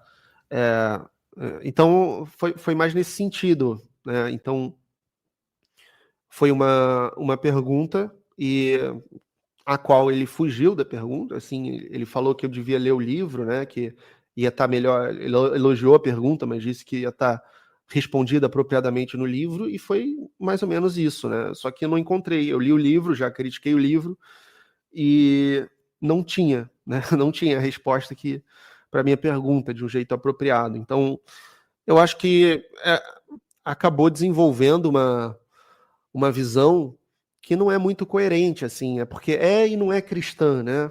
Ele endossa o cristianismo, mas ele não se afirma um cristão. Então, ele está o tempo todo falando de valores objetivos, mas ele não diz exatamente que sistema é esse. Então, parece que tem uma precariedade conceitual no pensamento que ele desenvolveu, que me deixou bastante decepcionado, né? Mas foi isso só, né? E se isso é o suficiente para... Isso que eu não gosto também de pessoas assim que entram num modo guerra cultural, sabe? Ele é do mal, eu sou do bem, esses são meus amigos. Se você engajar qualquer coisa com pessoa daquele Mas, grupo ali, mas, mas você muitas tá... vezes, nem esse, por um caso, por exemplo, do Rich Dawkins, né? O Rich Dawkins, eu tentei procurar por que ele supostamente disse que existe dois sexos, né? E chamaram ele de misógino. E eu tentei entender por que o vídeo máximo que eu achei, ele fala que dois sexos biologicamente falando. Me parecia uma afirmação correta, né? E não me parecia que ele falou nada demais. Só que muitas vezes, né, dentro do ateísmo, tem visto esse padrão, né? Tem a Tracy Harris, né, que é do Atheist Experience. Parece que ela saiu do Atheist Experience porque eles tinham divergência sobre se mulheres hétero deveriam ou não participar do mesmo time, né, de mulher, né? Tipo assim, como se a hétero... Você vê às vezes que... Porque o ateísmo é um movimento que precisa se unir, mas você vê que às vezes ele se parte por coisas pequenas, né? Como de uma divergência entre se mulher deveria ou não participar do mulher trans e tal. Isso é intolerância, né? É a pessoa que acha que o outro tem que concordar com tudo que ela pensa. Eu acho infantil até, eu acho decepcionante. Até porque ateísmo é sobre acreditar ou não em deuses, né? E não é sobre essas questões. Mas para esse tipo de gente, o ateu tem que pensar exatamente como ela, né? Se qualquer coisa já é taxado de N adjetivos, assim, pejorativos. Então, Mas lamentável. não sei se você concorda comigo, você acha que o ateísmo ele pode ser de esquerda, de direita, ou você acha que o ateísmo tem que ser necessariamente de esquerda? Depende. Eu acho que o ateísmo ele antecede esse debate direita ou esquerda, porque essas são noções que vêm da Revolução Francesa, mais ou menos, né? Ateu sempre existiu, assim. Ateu é aquele que não crê em divindade, que afirma que não existem divindades. Então você pode ter ateu de direita, assim como ateu de esquerda. Você pode ter até um ateu bolsonarista. Não é impossível, né? Não é nosso caso, mas não é impossível que isso aconteça. Assim como você pode ter um lulista ultra-evangélico, entendeu? De alguma forma. Né? Não é impossível também. Eu acho que são debates diferentes. Né? Mas eu pessoalmente acho arriscado, né? Quando se o ateísmo começar a virar. É claro que é um pouco bizarro você ver um ateu apoiar um cara religioso, mas eu acho perigoso o ateísmo virar uma espécie de regrinha de cartela, tipo assim, o ateu tem que ser sempre de esquerda, né? Se ele for de direita, então quer dizer que ele não merece, ele vai ser expulso do movimento. Eu acho então, isso. não, isso aí não é ateísmo, isso aí é uma tentativa de formação, né, de grupo ideológico, o que quer que seja. O ateísmo, para mim, é tão simplesmente a questão da crença ou não nas divindades. E eu não, assim, não sou ateu para fazer parte de algum grupo que está militando por uma transformação de todos os aspectos da sociedade. Na verdade, a minha questão com o ateísmo é a busca pela verdade, né? Então, eu acredito que o ateísmo é o caso e eu defendo isso. As pessoas ouvem os argumentos, algumas pessoas gostam, outras não, e faz parte. Mas você fala muito, né? Eu já ouvi você falar isso mais de uma vez, tanto no canal lá do Ativista Ateus do Brasil, você falou isso novamente agora, de que o objetivo do seu livro, o objetivo do seu trabalho não é converter ninguém, sabe? Então, assim, eu acho que no final todo, acho que não sei se talvez me falta filosofia, mas acho que todo argumento ele tem como em algum ponto convencer, né? Porque senão não faz sentido. Eu, por exemplo, quando eu falo sobre ateísmo, eu sei que não vou convencer a pessoa na hora, mas eu tenho um pouco de esperança que talvez, né? Eu consiga, talvez, né? Eu consiga apresentar alguma coisa para a pessoa. Então, eu não consigo ver um argumento neutro, né? Ah, eu tô argumentando, mas eu não quero converter Não. você, né? Não é neutro também, né? É só a ideia de que não é proselitista, sabe? Não é, olha, eu tenho a necessidade de você virar ateu, ouça a palavra, né? Já viu aqueles memes assim, o cara É tem um de Darwin, minuto né? para ouvir a palavra do Darwin, não, não é isso, entendeu? É para mostrar, olha, eu escrevi um livro explicando como o ateísmo pode ser perfeitamente justificado. Você quer conhecer os argumentos? Aí, se a pessoa estiver aberta, aí sim, né? Aí os argumentos são para convencer, os argumentos eles têm esse propósito, né? Mas não é um proselitismo como há no lado teísta, né? De querer converter, querer salvar a pessoa, né? É, é até proibido isso em vários países, né? No Brasil não é essa coisa de proselitismo religioso e tal. Eu acho até estranho, né? Proselitismo ateísta, assim. Né? Acho que vai contra, né? Vai contra a própria ideia, né, do movimento. É, um pouco esquisito. Deixa eu pegar um tópico. Se a gente pega a educação pública, por exemplo, a gente vê que existe uma certa. Existe um conflito dentro da sala de aula sobre o criacionismo e teoria da evolução. Mas os professores, geralmente, eles costumam ser resistentes. No caso dos Estados Unidos, por exemplo, quando tentaram colocar a Bíblia na escola, não sei como está a situação agora, muitos professores mostraram resistência, né? Só que quando a gente fala de moralidade, quando a gente fala de como cuidar dos nossos filhos, né? Ou seja, como dar uma educação, a religião ainda tem um monopólio quase imbatível, né? Ou seja, se o que o Sam Harris está falando é quase uma heresia numa sala de aula, dizer que você pode pensar em ensinar seu filho a ser um bom cidadão, que não seja geralmente a preocupação mais comum, né? Teve até para quem estiver interessado, eu fiz um teatro ao vivo, né, uma coisa improvisada com o Bruno Goulart, da comunicação não violenta, de um pai que não quer que o filho vira maconheiro, porque a religião é isso, a religião promete que seu filho não vai ser maconheiro, que seu filho não vai fazer isso, seu filho não vai roubar, seu filho não vai matar, e a religião tem esse monopólio sobre essa ideia, né? Então, quando a gente fala de, o seu filho vai ser uma boa pessoa somente estudando matemática, física e sendo bom, não, isso não é o suficiente, né? A gente vê que a religião ainda tem, dentro da sala de aula, entre os professores, ainda tem um ar de que somente a religião pode entregar para a pessoa uma espécie de costumes, né? Vamos se dizer. Isso é uma herança de um país muito religioso por muito tempo como o nosso, né? Mas é uma falácia, né? Você não tem essa dependência. Países diferentes, mais desenvolvidos, já tem toda uma outra mentalidade na sala de aula, né? Essa coisa teve um intervalo bíblico há uns meses atrás, né? De que os próprios alunos ficavam pregando e usando recreio para fazer Está no pregação. Brasil. No Brasil, o que não acontece em outros lugares. Mas é um preconceito, né? As pessoas deviam conhecer um pouco mais da ética, sabe, do modelo político de outros países, como as sociedades se estruturam sem religião, para desconstruir isso, né? Porque tem muito a ver com superstição, com medo e preconceitos mesmo.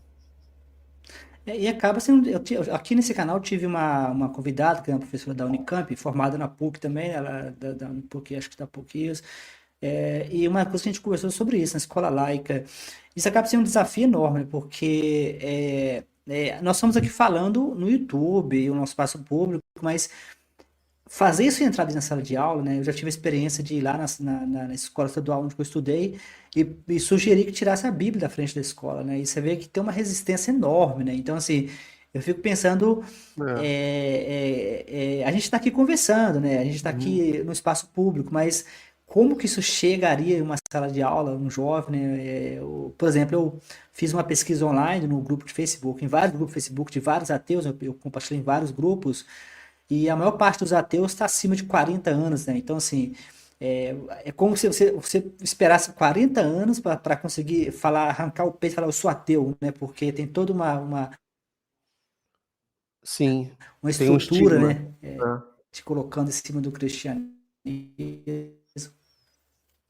Porque o ateísmo é muito estigmatizado na nossa cultura, que é uma cultura muito religiosa, né?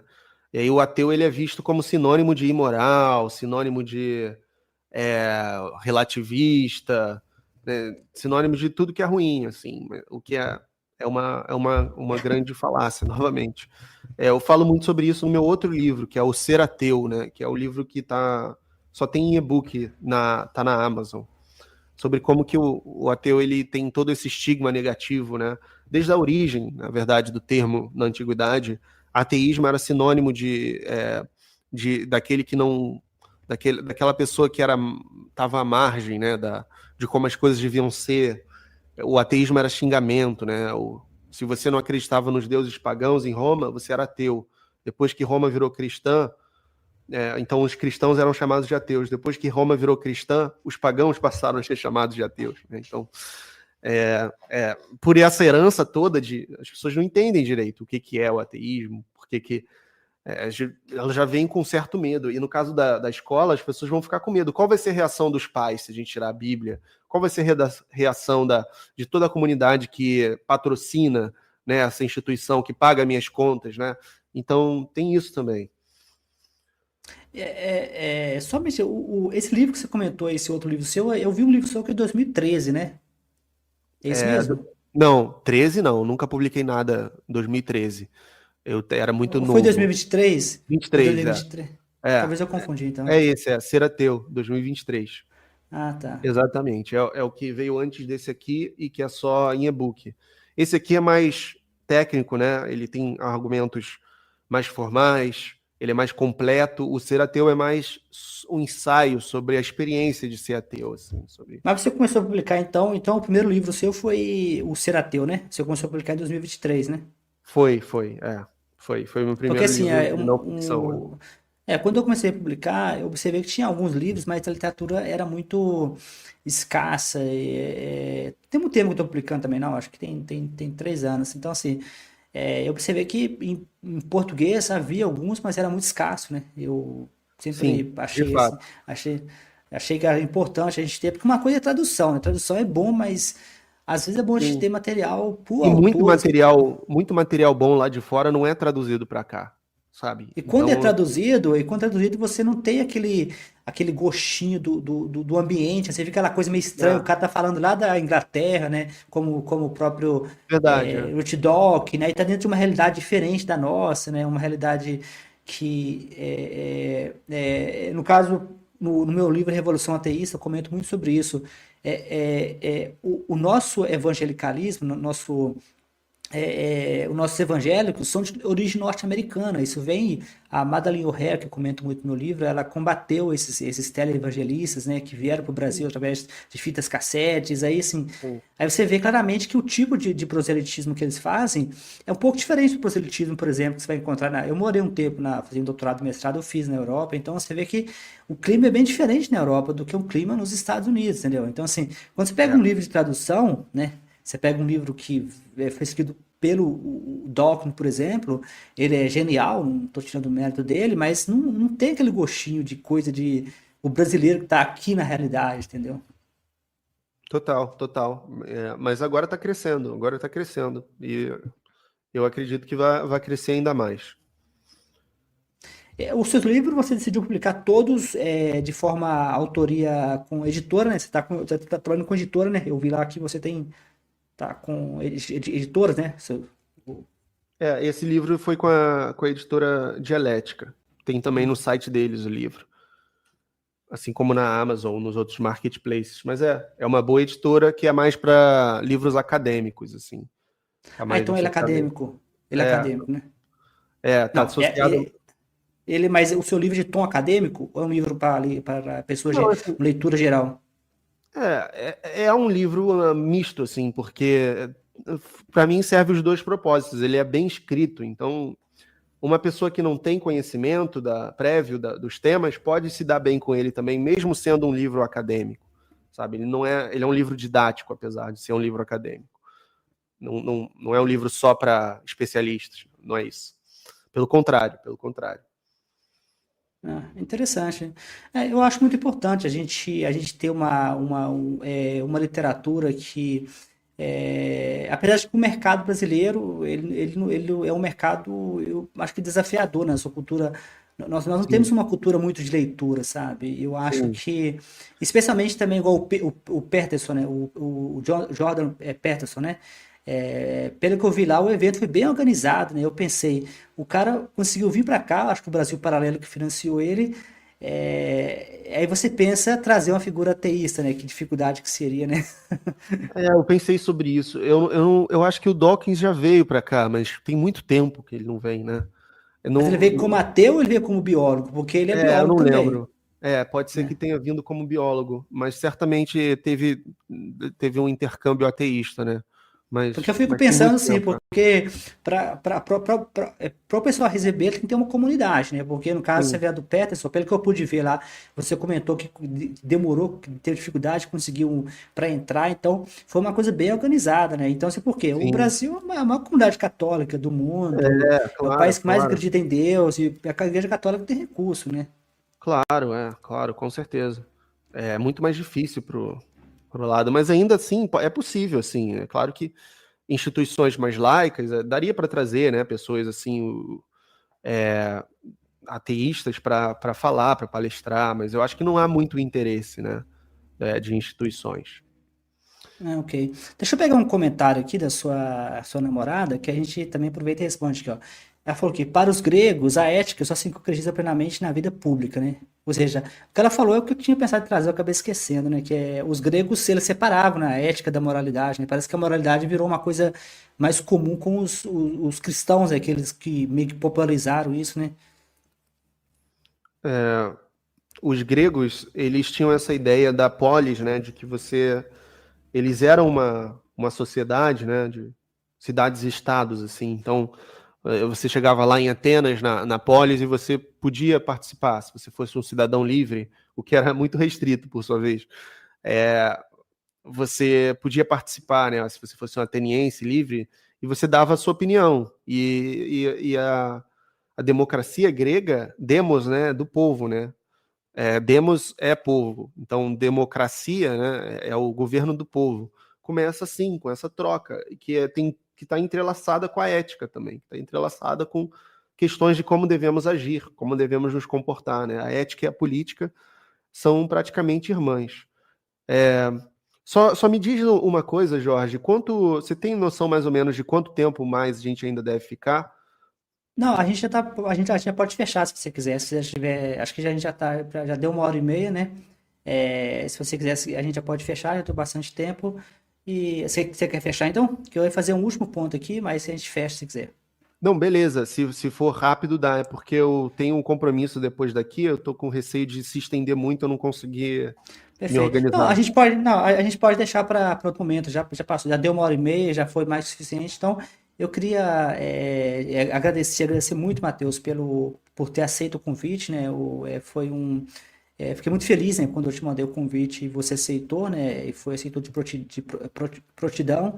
E foi muito bom, né, o debate que você fez lá a conversa que você teve lá no canal Ativismo Ateu do Brasil, e também assisti todo o seu debate com o Cogos, né, eu também, acabou que não deu muito tempo de falar sobre, né, e talvez no futuro a gente converse, fiquei curioso para algumas coisas ali daquele debate que, a sua paciência também, né, não sei se aquilo é só paisagem, mas haja saco, né, mas parabéns também. Eu também queria deixar bem claro que parece que lá no Ativista Ateu do Brasil, alguém comentou que o Brasil não tem ateu no nível de debates e coisa e tal.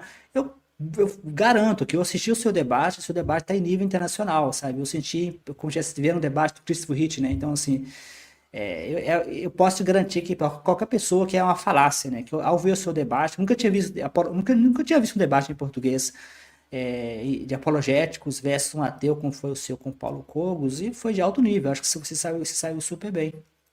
Pô, muito obrigado, cara. Obrigado pelo feedback. Então é isso, basicamente. Você tem alguma coisa para fechar, para finalizar? Bom, queria agradecer o convite, agradecer a conversa, o interesse nos tópicos, né, que eu considero ser muito importante, e recomendar ao público também que busquem ler mais sobre ética, sobre filosofia em geral, para buscar formar opiniões baseadas no que parece verdadeiro e não no que é conveniente, sabe? Sempre buscar o que é verdadeiro, o que não é verdadeiro. Eu acho isso muito importante. E quem tiver curiosidade, né, tem lá na Amazon e E tá no, na, no meu tá na, canal. descri- tá Tá na na descrição descrição? Ah, também tá. o link para quem quiser Show. conhecer. Tá tanto o link do livro e o link do canal do Matheus Benítez, né? Se vocês clicarem no link vai Isso. ter os dois lá. Perfeito, agradeço. E tem o meu site também, que é mateusbenites.net. Lá também tem os links para os meus cursos online e para os meus artigos acadêmicos, se quem tiver curiosidade, mateusbenites.net. Fora isso, Ah, toda você semana mandou lá aqui, no né? canal. Perfeito. É. Deixa eu salvar aqui. Salvar aqui que eu vou. Não esqueça, eu coloco para você na descrição lá. E o canal do Salve. YouTube, né? Tem o meu canal do YouTube, tem o Ouse Saber, que é o meu Acho que você está com presencial. podcast. Você tá com um podcast novo também, né? Que você lançou agora, Que é recentemente. um canal separado, né? Chamado Ouse Saber, que é presencial. E tem o. E é isso. E o meu canal normal, que é o meu Perfeito. nome. Beleza. Mas muito obrigado, Matheus, pelo convite, por ter aceito o convite, por ter vindo aqui. Foi um prazer não falar com você sobre moralidade, num tema teísta. E é isso, talvez no futuro a gente se vê outra vez. Perfeito, cara. Foi um prazer. Então tá. Até a próxima, pessoal. Abração a todos. Olá. Você acabou de ouvir mais um episódio do meu podcast Mente Ateísta. Nesse episódio, eu espero que você tenha aprendido bastante. Eu gosto sempre de lembrar que os meus livros estão todos disponíveis na Amazon, no Google Play e em várias plataformas. Eu também gosto de lembrar também que esse podcast está disponível no YouTube, para quem prefere o YouTube. E o YouTube permite que eu poste episódios extras. Então, você pode acompanhar o meu podcast Mente Ateísta no YouTube, onde você poderá encontrar todos os episódios arquivados por um período de mais de 3 meses. Também poderá acompanhar episódios extras. Então, sugiro que você compartilhe com amigos, com ateístas ou com pessoas que se interessam pela causa ateísta no Brasil. Como sempre, se você conhecer alguém que possivelmente tem interesse em participar, tem interesse em ter uma conversa, em ser entrevistado e falar sobre o ateísmo no Brasil, o meu podcast está aberto para possíveis convidados.